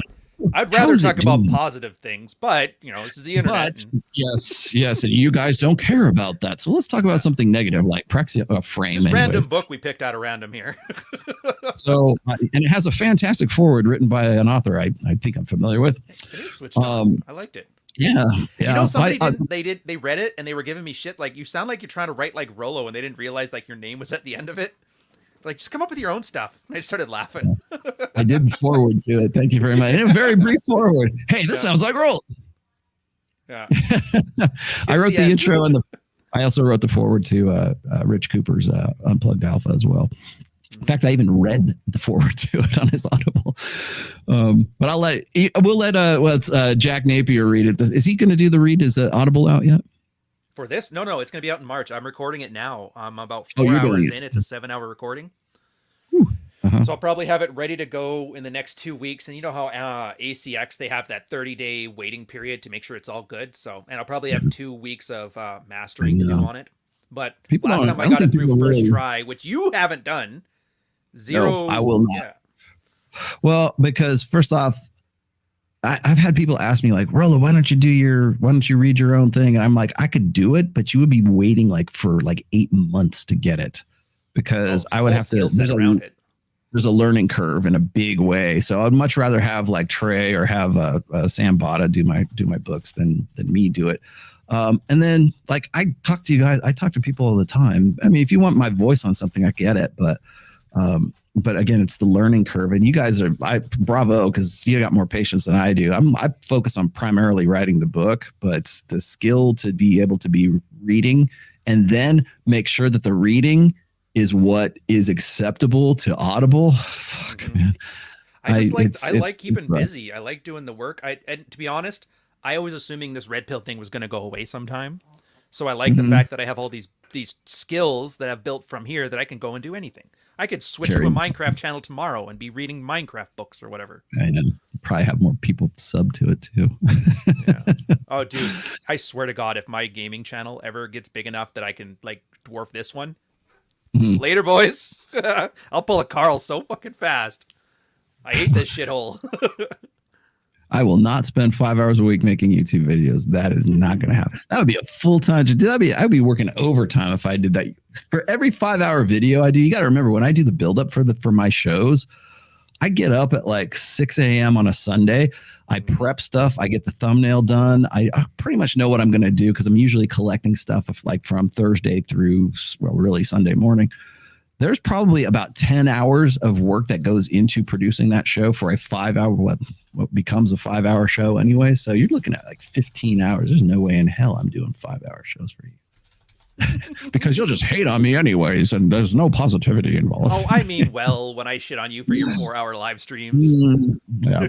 So what is praxeology frame about? Like, should we just be calling it frame because you put praxeology in the title too? Yeah, well, there's the reason that it's called, it's volume 1. It's because it was originally going to be a book on a concept called Dread Game, which was guys who are in dead bedrooms with wives and girlfriends, and the process that they can take to get out of them and thrive, which isn't what you think.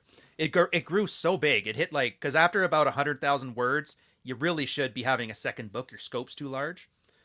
And so then I'm going to split it into at least 2 volumes. The first one is Frame, and it's called Praxeology for a specific reason. And I don't remember if your Praxeology came out first or Red Pill Room or Ian Ironwood's did. But it was the idea that a lot of people kept calling Red Pill a cult or an ideology. And there was a well-meaning girl talking about it. And he's like, no, it's praxeology. It's equivalent to, and you love that reference, the Chilton Manual. It's about hypothetical imperatives, not categorical. Categorical is what ideology does. That's when Matt Walsh is like, you must love your kids, you must do this, you must do that. Things that are just good and you do them and you don't question it. Hypothetical is different. That's where you stop letting other people tell you how to live your life and you live your life for yourself. So what you have to do is, if you want something, then these strategies will help towards that. And that's what praxeology is. It's like closer to auto mechanics than religion. Yep. You know, if you want to fix the spark plugs on your engine, you need this wrench, you need this, you need that. You turn them this way, you don't over tighten them. But if you don't need to change the spark plugs, that information is useless to you. And that's what praxeology is in a nutshell. And this is why everybody keeps calling Red Pill, it's a toolbox. Take what you need and don't. If you don't want to have a harem of plates, or if you don't want to have multiple wives and all that stuff, you don't need to worry about it. If you want to deal with the relationship you're in right now and maximize your utility, handle good boundaries, then yeah, use that stuff. If you just want to spin plates, then you don't need that. And I think this is what a lot of people miss, is that, and they think it's some kind of all Red Pill guys will have to think about one thing and one thing only. And it's no.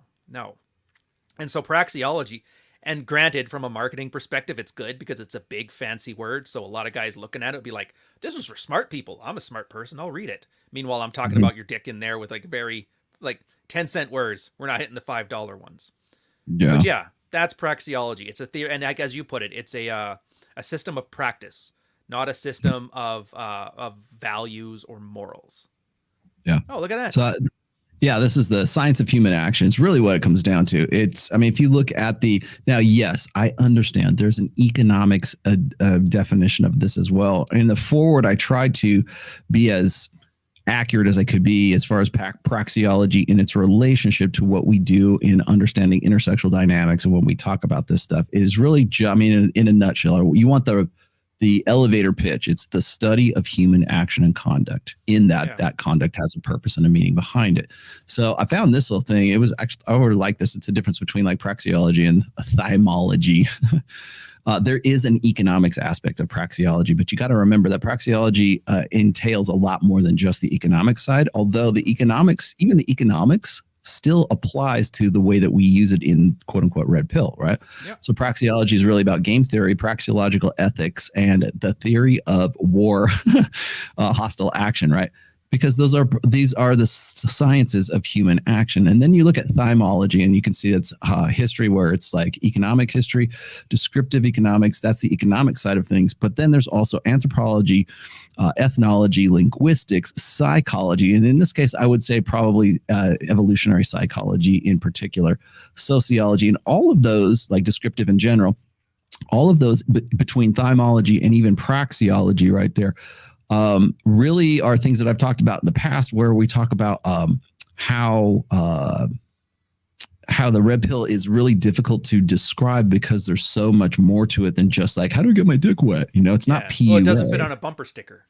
It's not an elevator pitch. It's a college class. That's why I call this a pod class. Thank you very much for that, by the way. Somebody start calling my show a pod class. I'm like, oh, okay, I'm going to go with that. I like that. Thank you. But again, the reason why there's not an elevator pitch for the Red Pill is because it entails evolutionary psychology, evo bio, anthropology, sociology, political science, hell, neuroscience, the science, neurological science, endocrinology. There's so many different subfields that you can use as far as like intersexual dynamics and human nature, male nature, female nature, and the interaction between the two of them, that it's impossible to say in just like 5 minutes, this is what it's really about. That's why I keep using praxeology as the definition. And again, if somebody has a better, hell, if thymology is a better, description, I'll take it. But I think really the science of human action is really what it comes down to. Yeah. Does that entail economics? Yeah. Does it entail sex? Yes. Does it entail anthropology and linguistics? Human condition. Human condition. And I think what's problematic is this, and I used this on last week. Rob Henderson says, many people can't process a fact or a statement devoid of moral or political sentiment. This is why factual statements elicit such responses such as "so" and "your point." They can't process a fact without being told how to feel. That's why people like chafe when we call it a praxeology. Because it doesn't tell you how to feel. It says, this is what is. This is all we're talking about. But that's the problem, is everybody is so used to having guidance from an authority figure. Like, guys, I've seen so many guys where you ask them, like, well, like they can describe their marriages perfectly, all from the wife's perspective. And you just ask them, okay, so what do you want out of this? And they don't have an answer. If a guy gets divorced, he has to start living his life. Like, what do you want to do with your life? And he's like, I've never had to think about it before. I've never had to think about what I'm doing other than in service of somebody else. It's crazy when you hear that. There's 45-year-old men never once had a thought of their own self actualization. And it's just crazy. Very few, I forget who said this. I don't forget where I got this from, but so very few people question their own epistemology, right? They very, very few people question like how did they come to believe what they believe?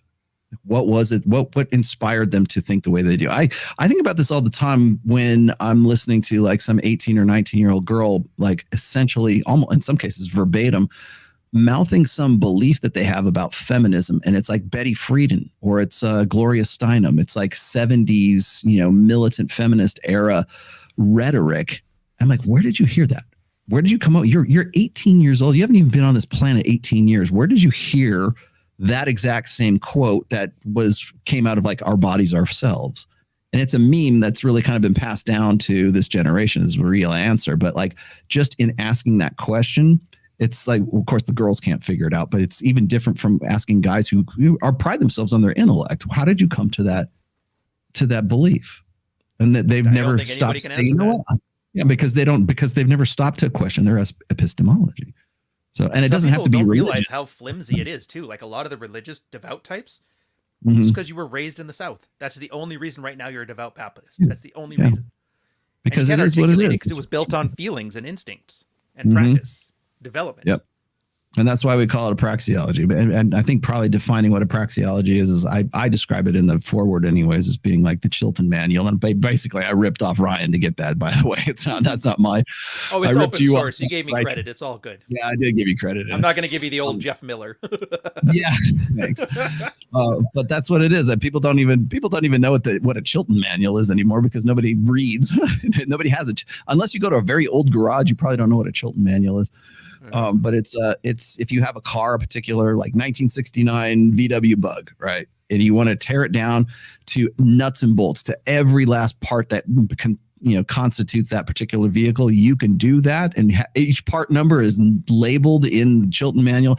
You could tear it down and build it back up from scratch if that's what you need to do. And if you're missing a part, you can go order that part number, kind of thing. Yeah, and the designers of the Bug didn't give that book. The Chilton guys literally just go grab the car and do this, take it apart and analyze as they do it. So it's actually a perfect thing for them. There's no maker showing them how to make it. There's no value judgments from the BMW people. No, it's just a dude in his garage every night in Bolton writing it down.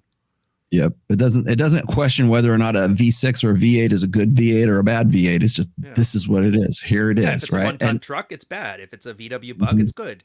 It depends. What do you want? What kind of car do you want to drive? And then nobody's ever had to answer that.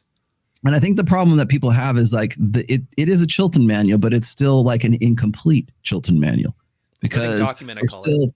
Exactly. We're still coming back to it and we're still going, okay, well, we were wrong about this particular U joint or something like that in this. So we got to erase that part and put something new in there because we've discovered that it wasn't a U joint, it was this or whatever. Actually, I can give you a perfect example, like a real life example of that where red pill was wrong and is corrected. Dread. When it first was kind of like a concept, they kind of described it as there's passive dread, which is all the self-improvement stuff, and active dread, which is actively distancing yourself from a dead bedroom into a nicer one. And it's kind of followed like a 12-step AA kind of program. And then we found that once it goes past step 8, like nuclear dread, thermonuclear dread, cheat on your wife and then tell her no. And it was all very like, it was just a giant covert contract. But the problem is most guys never made it that far. So you're like, it seems to work so far. We made it up to 5. And then a couple guys started getting to like the real end and they're like, yeah, dude, this is fucking ridiculous. And then since then it's been completely shed. And this is going to be the topic of book 3, where it's switched more to a scoreboard model about getting a frame, getting out of your wife's frame, pulling her into your frame, and boundary enforcement. It's much superior, but you're right. If 10 years ago, it would have been all about, yeah, fuck me or fuck you. Yeah. And absolutely doesn't work. Yeah. I thought it was when I was writing the parts about dread game in the first book, I just talked about the principle of dread, and then people, yeah, you're exactly right. Everybody was losing their shit. Oh, that's manipulative. I can't believe you would do that. Oh, even just calling it dread. I remember when, like, by the way, I didn't pick that up. That was actually a Royceism, was dread. Yeah. But then I was the one that made the distinction between like passive dread and active dread, or like soft dread and third party dread, social proof, and pre-selection. That's a form of dread, but it's not like you going, I'm going to find some fiendish way to make her feel bad because this girl, that the waitress, really thinks I'm hot, right? Yeah. That's not you intentionally trying to do that. So it's like, well, you do a lot of work to get yourself into that position, but it has to happen organically. But right. Like everything, what did you say? It's like, yeah, you have to do a lot of work for things to just happen. Yeah. Yeah. But I mean, even just having the conversation suddenly turns you into this like sadistic, Machiavellian, dark triad guy just by even asking those questions. That's why that's why you're not, when you don't tell people how to feel about something, like Rob Henderson was saying here, they'll figure out a way to like figure out what they think you are telling them how to feel. That's why things like Matt Walsh and even Andrew Tate, like Andrew Tate will tell you how to feel. Matt Walsh will tell you how to feel. They'll describe something, but they'll describe to you also how you ought to feel about this. And that's what really pisses people off, because they say that, well, the red pill doesn't have any solutions. No, it doesn't. There's no solutions.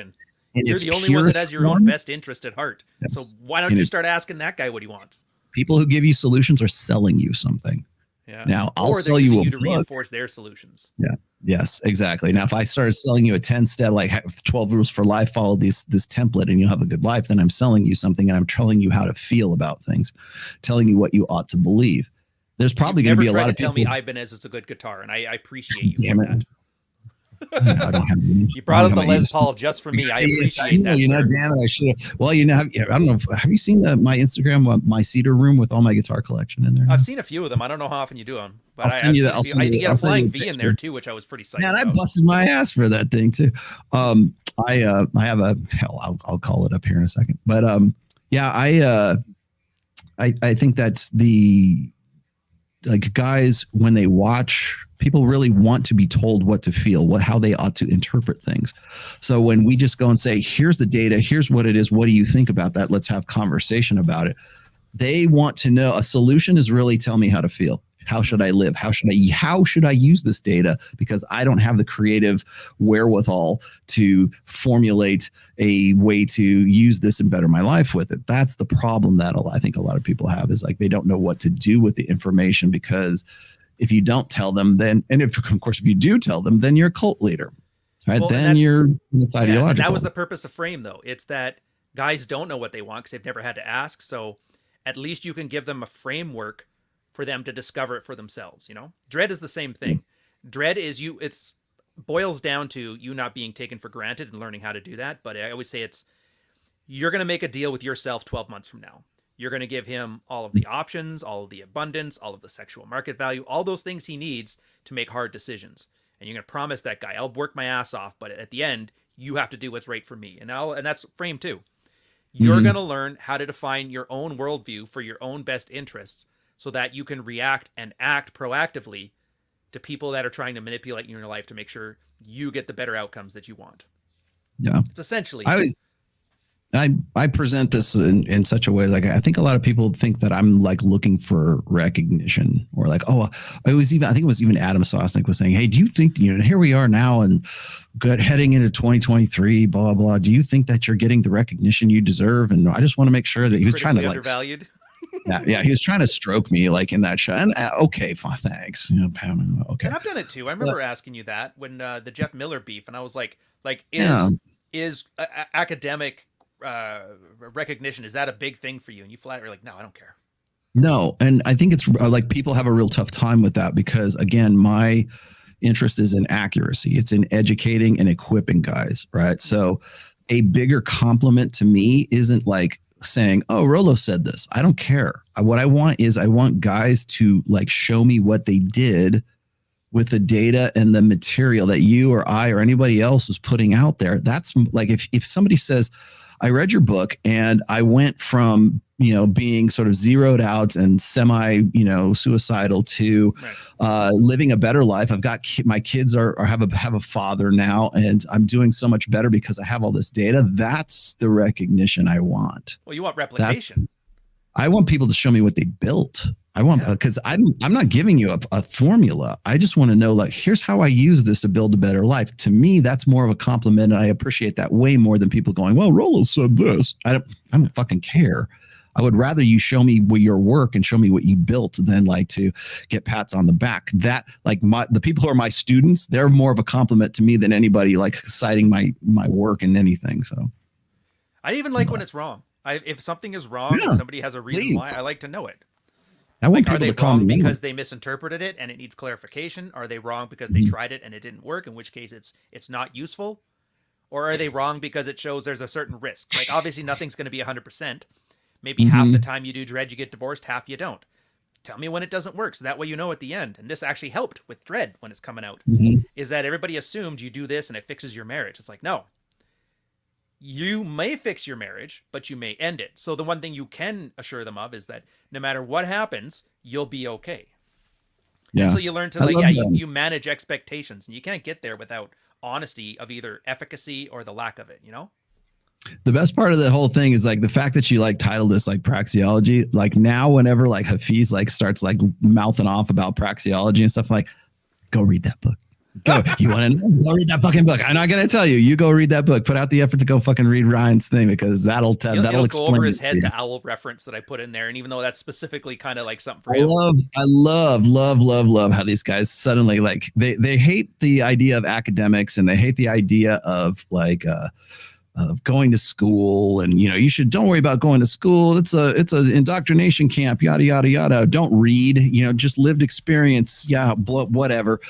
And then they don't know what praxeology is, and they don't know, or or they'll go, oh, well, you need to go to the source. You need to read Dr. David Buss. You got to read The Evolution of Desire, published in 1994. And damn well they've never read it, because if you questioned them on any of the material in it, they wouldn't be able to answer it. But they'll still refer to it because they just want to find some way to like shit on you. Let's get through these real quick, and then I'll have something. I got to show you one more thing. Do you know Pook's identity? No one did. Do you remember Pook, right? Yeah. Remember Pook? Yeah. Also, the sidebar series, we go over his stuff. Remember when I was I think it was the first Q&A at the 21 convention in 2017. Oh, wow. Somebody said, "Are you Pook?" I do remember that. That was funny. Not Pook. That's not me. Also, do you think he was ahead of his time when he was warning men not to get married? Pook was never really against marriage per se. That's the thing. If you go and you read like aphorisms, if you read any of the, like, people will refer to the book of Pook as sort of like the gospel of Pook. Don't go look at that. Go look at his posts on SoSuave, which, by the way, here we are, almost 22 years later, and SoSuave is still up, still active as a forum. Really? So go search Pook on sosuave.net on the forums on SoSuave, and you'll have a different understanding of how Pook was. I think on the marriage thing too, people get the answer wrong, where they say it's like Red Pill says don't get married, and I'm like, no, it doesn't. It says marriage is a bad deal for men. And the difference is important. Just like you said, we're not telling you what to think. We're showing you how to think. It's a bad deal for you. Do it if you want to. But this is why it's a bad deal. And so you can make better decisions. And if your decision is still like, it's worth it, fuck it. I know. I made when I was doing the breakdown between Jedediah Bila and Hunter Avalon on, I think it was Thursday. That was fun. And by the way, I wasn't trying to shit on Jed. I love Jed. If she knows I love Jed, but like I have to get you in the door. I got to get you to want to see the show. But when I was on there, I think one of the things that like both Hunter Avalon and like Destiny and some of the guys here, even and Huffy's too, I've heard him say the same thing, is that like, yo, you guys think that men should be just unemotional and logical and Mr. Spock. And I'm like, that has nothing to do with the red pill. It is descriptive. We're not telling you how to feel. We're not telling you what to do. We're just saying this is what it is. But again, people don't like it when people can't understand that you're not telling them how to feel about something. Yeah. I mean, so it is a sophisticated statement too. So a lot of people, I think, just you're right. They don't want to be told how to feel, but some people just completely miss the idea. Mm-hmm. Well, they don't understand that it is an attempt at the very least. No one can be completely unbiased. Why? Because we are emotional. I'm not telling you, God forbid, please stay in touch with your emotions, right? I'm just saying, don't lead with your fucking emotions. And understand that you've been conditioned in a gynocentric social order to lead with your emotions. So really, but no one is telling you to be unemotional. You can't be. You can't possibly be that way. There was one guy on Christmas, he put out a "Don't love your kids" thing. That was fucking ridiculous. Yes. Man. Sancho Bohemian, did I just hear Rolo say he's bi? No. God damn it. That's what I get for saying swing both ways. I mean, swing both sides is what I said. I punch left and I punch right. I swing both ways is what I do. I'll hit the left and I'll hit the right if I think that they're full of shit. Starting to think what does he mean on that flagpole just like Matt Walsh does.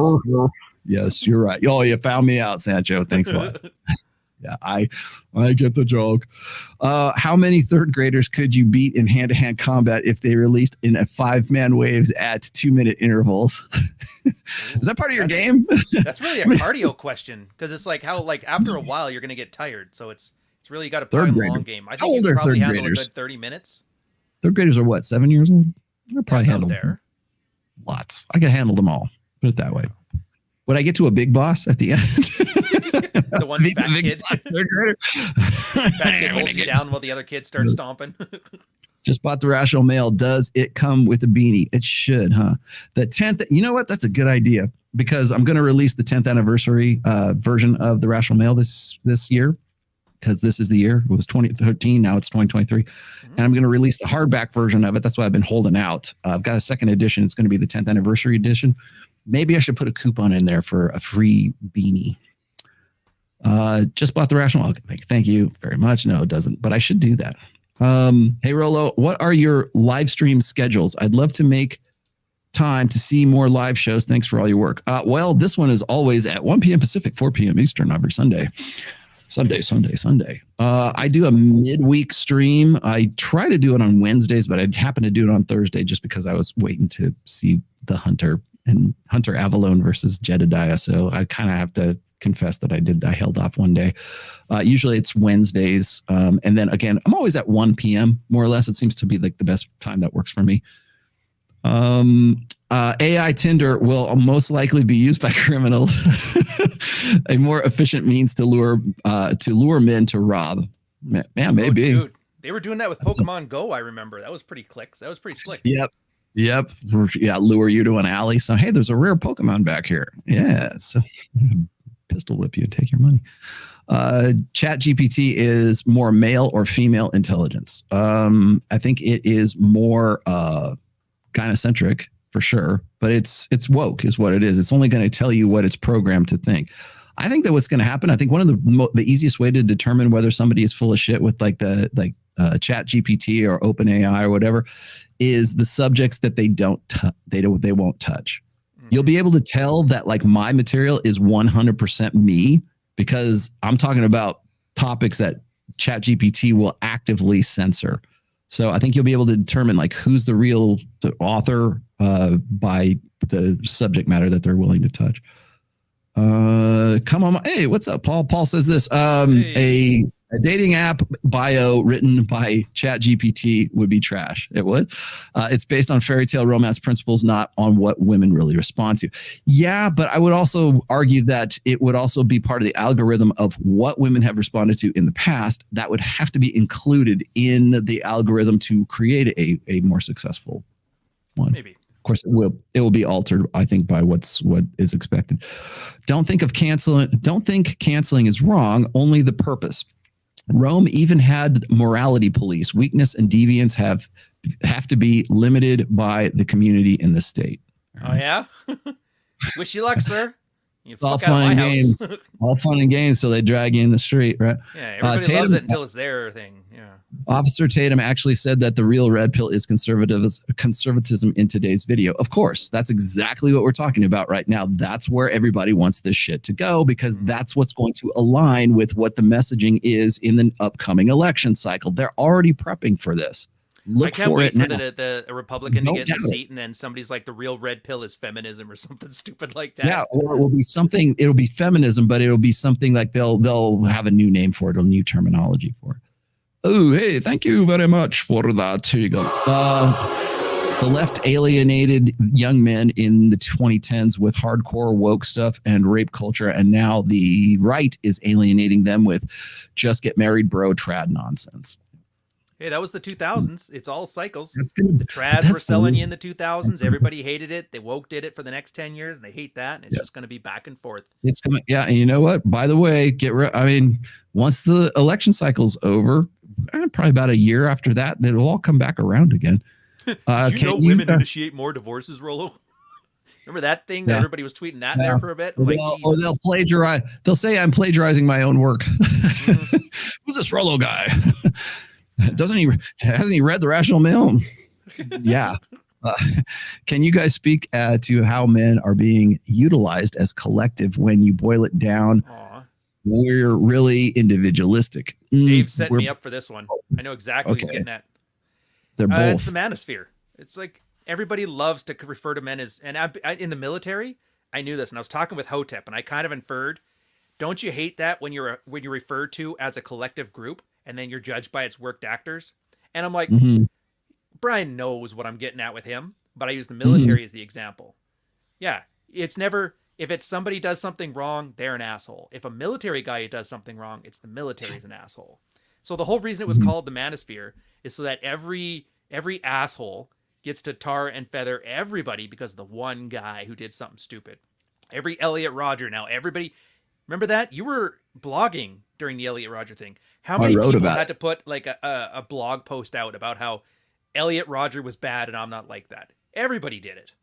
Yeah, because you had to explain because you knew that everyone was going to come at you with that. That's why MRAs used to hate that shit, because when I would refer to myself as being red pill, MRAs hated the term red pill. They didn't like it because it was referencing like Roosh or Mystery or me or Royce or whoever. They were the red pill guys. The MRAs were MRAs, right? So whenever like some guy was in the news or like Elliot Rodgers was the thing, they would say, "Oh, Elliot Rodgers was an MRA," because that's all the mainstream knew was MRAs, and so they would say, "No, that's those red pill guys," until it was expedient for them to build their brand based on, like, say, Cassie J and the red pill documentary that she did, which isn't really a documentary.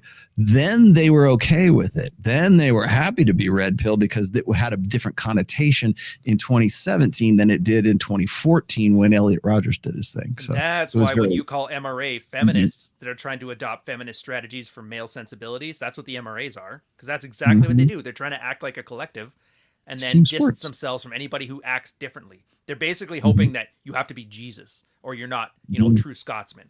And it's like, get out of here. That's a good way to put it. It's no true Scotsman is what it is. Yeah. Hey, thank you very much. Rollo, marriage in the church with no government contract, live in separate homes. She converts to my faith. Safe bet? Is there anything such as a safe bet? I'm Orthodox Christian.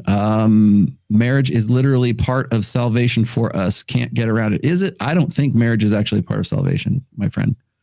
In the Christian religion, your salvation is personal. It's not dependent on you getting married or not getting married. Now you can, I don't know what Orthodox Christianity franchise you happen to belong to, but are you good with that? I don't know. It's up to you, man. I'm not going to tell you how to live or how to feel about it. I will point out the fact that if that's how you are and she's that way, then, more power to you. But, human beings and women in general are going to be, the machine hasn't changed.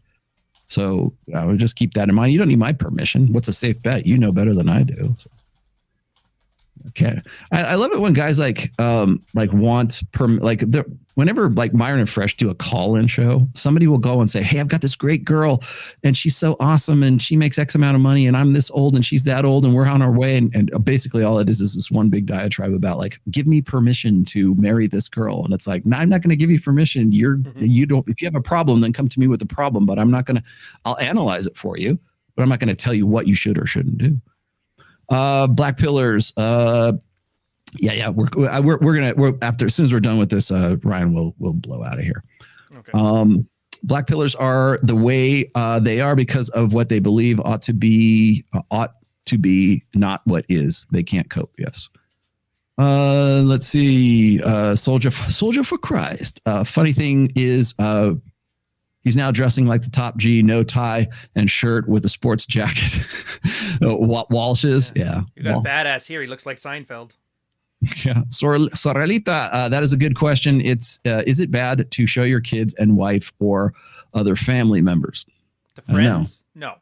To the public as a brand strategy, I'd argue yes. Or at least it's not helpful. So will the red pill go back to being underground after TradCons fail to hijack it for a second time? Yes. Dude, yes, awesome. They will. That would be great. Yes, I hope. I'll tell you this. I hope so. Off topic. Any recommendation for a red pill aware men's retreat? I'm looking for to discuss these topics in person with like-minded people. Here's what you do. You go down to the shooting range and or whatever you happen to be in, and you have conversations with men. Don't look to specifically have a retreat. Just look for like-minded individuals in things that you like to do. Mark Henry and Mae Young mostly kept their kids private. Good show. Yeah, good. Good people. And their dogs. Where's Ned? Bring me Ned in here. Put him on your lap. Have you guys? No, I can't put Ned on my lap. Have you guys heard of a red pill streamer by the name of Nick Fuentes? Nick Fuentes is not red pill. I'm very certain in saying that. Yeah. He really dives deep into this matrix system stuff. Okay, the matrix system stuff is not red pill. More than I've ever seen. No, Nick Fuentes wants to be Richard Spencer of this upcoming election cycle. I'm pretty confident. You know who Richard Spencer is, right? I know who all these people are, and I'm looking at this guy. I'm like, there's no way Jake's taking this seriously. He's got to be fucking with us. No. Jed is usually wearing a t-shirt with Jay Waller and Sterling Cooper. She appears to be wearing a very nice dress and heels. Go figure. Well, yeah, she kind of has to because I think Jed is like 5'1" and Waller is like 6'3". So yeah, she wore something very nice for me as well, but maybe not the same as those guys. I wonder if Jed was it explained to Jedediah that like Sterling Cooper is a former male porn star? I'm wondering.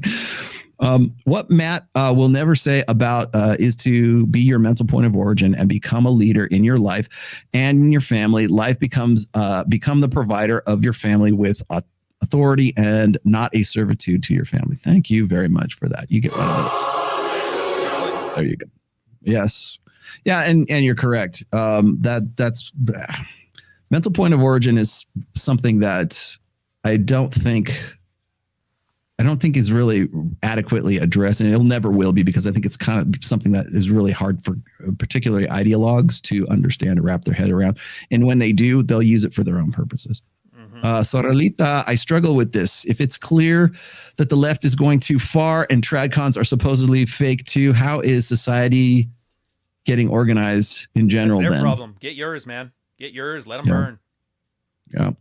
I hate to say it. Like when people can say, well, Rollo, the red pill's long on descriptions and short on solutions. Yeah, it is. That by design, it's supposed to be that way. If I gave you solutions, my solution would be nuke the site from orbit.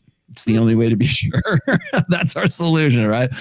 But again, that's not really a workable, feasible solution. I could probably write a book on like, here's what I think we ought to do. And then at the moment I do that, then I align myself with an ideology. And they'll poke holes because it's too complex a problem for one person to solve. Should I do that, Ryan? Here we are at the end. Ryan, should I become to do that and do your leader? Yeah, and call it going Galt. Yes, that, you know what? They're going to accuse me of it anyways. Maybe I should. I would think I would be a great cult leader. It'll be like Hirsch's A Decent Proposal thing as satire, except for they'll take it out of context. Boy. Typical. You know, they say, like there's a part in what is it in 48 Laws of Power, like how to create a cult, like a cult-like following, and it's like give your believers rituals to perform. I'm like, what would my rituals be?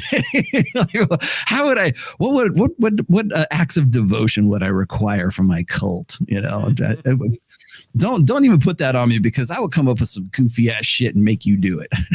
Warhammer figures just painted to look like Rollo. Exactly. You will build my next Warhammer army for me. That's what your act of devotion ought to be. You know, you can become. I'm learning about this, by the way. What's your thing? Do you do the Space Marines? Do you do the Orcs? Oh, my army. Well, it'd probably be easier to tell you what armies I don't play. The Tau. Let me see. I have Tau. I have a very small Tau. I actually kind of like the Tau pretty well. I don't have.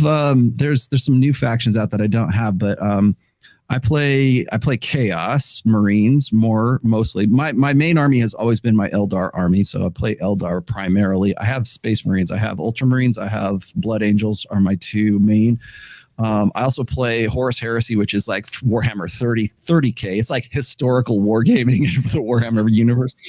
I have some orcs, but not very many. I've got tons of Tyranids. Those mechanic ones, those ones look kind of interesting. If I start, that would probably go what I start. Necrons, I do not play. I don't play Necrons. That's one thing I do. I've not played. No, not Necrons. The machine ones. You know the ones where they treat machines. They always pray to the machines. Adeptus Mechanicus. Yeah, I mean, I probably have a few of those out in like a box set somewhere, but I don't really play that army. I like it. I think it's pretty cool. But as far, I have Imperial Guard. I've got as well. They're Talon Raiders. They're the desert guys. And then I've got tons of Tyranids have always been a big deal to me. Eldar's been a big deal to me. I have Space Marines, but mostly like Blood Angels, and I have a few Ultramarines. But Chaos, I play World Eaters. I have a huge World Eaters army. I have some Slanesh, like I have some Emperor's Children because I play Emperor's Children in Horus Heresy. And then I have some Thousand Sons because Magnus did nothing wrong. And I try to think what else I've got. It would be, like I said, I'll have some Dark Eldar as well. In here and incoming is my good friend John Dredd, who also plays Warhammer. Here's your courtesy reach around. Thank you very much. Keep that off the pole. Thank you, Jim, for that. Jim actually was we played Warhammer for quite some time. But those are mostly my factions. I've been more into Horus Heresy than anything else because I'm waiting for the next edition. But those are my main armies, I guess. I have Dark Eldar too. I'm trying to think of the other ones. It's a very expensive hobby too. I'm kind of impressed. A drug addiction would be less expensive. That's the joke. Well, yeah. The only thing I spend more money on is my guitars, and even then, I probably don't have as much invested in my musical equipment than I do my old. I have loads of miniatures and models and stuff. So people don't realize that. That's another thing. It's like I don't put my kids online. I don't put my Warhammer stuff on. I play D&D with the guys on Masculine Geek, but I don't really put my art online. You can listen to my music if you want to on Spotify, but it's like that's like ancillary to what I do. Yeah, but I'm happy to talk about it. I like doing it. Well, and then I have Greyhounds. Walk me through it. We'll waste 4 hours on that. Yeah. Oh, sure. Anytime. And you're always welcome to come on Masculine Geek anytime you want to. When we're just doing general topics and stuff, that's great. Oh yeah, it'd be fun. Anyways. Thanks for joining me today. What do you got going on? I just give you a quick plug other than the already long plug for your book. That's it, man. Honestly, I've been busting my ass for the entire year. So Praxeology is out on Kindle, and I would strongly suggest you get the paperback because typical graphic designer, the book is actually designed to be an easy, like, smooth read that the Kindle just can't quite get. So if you have a preference, I would say go for paperback, but however you get it's how you get it. If you prefer to have it read to you, I'm recording the audiobook right now. I should have the audio finished by end of January, the mastering done sometime early February, which means it should be out in early March. So it'll be there as well. Beyond that, it's been awesome. Beat out Jordan Peterson's second book, beat out Tate's book. Didn't quite beat out 12 Rules for Life. So I've never seen a book skyrocket this fast. It was really impressive, and I'm glad a lot of guys are getting a lot of value from it. So good. Eat it, Matt Walsh. Yeah, that's my children that you'll talk about on the thing. That book, and then you can talk shit. There you go. Oh, I got to do that. A photo ad where I hold the 2 copies of the book like they're my kids. That'd be funny. Yeah, we want to see more of your dogs. Yes, exactly. Oh, yes. All right, guys. I will be back on Wednesday for a midweek show, assuming I'm not already in Vegas. I think we're going to push Access Vegas to February 2nd because John from Modern Life Dating will be in Vegas that week. I want to say, I know Aaron Clary will be there too. I'm going to try to get him in as well for Access Vegas. So it'll be myself, Mike Sartain, MLD, and Aaron, if I can swing it. And then, of course, that will be on Thursday, the 2nd, February 2nd. If we don't do something sooner than that, but watch this space and you'll get an idea. Other than that, I will be back Wednesday for the midweek stream. Ryan, thanks for joining me once again. And thanks for having me. I'm glad you enjoyed the theatrics. Yes. You're not entertained. Are you not entertained? Yes, exactly. Yeah. All right, man. Thanks a lot. I'll see you guys later, and peace out.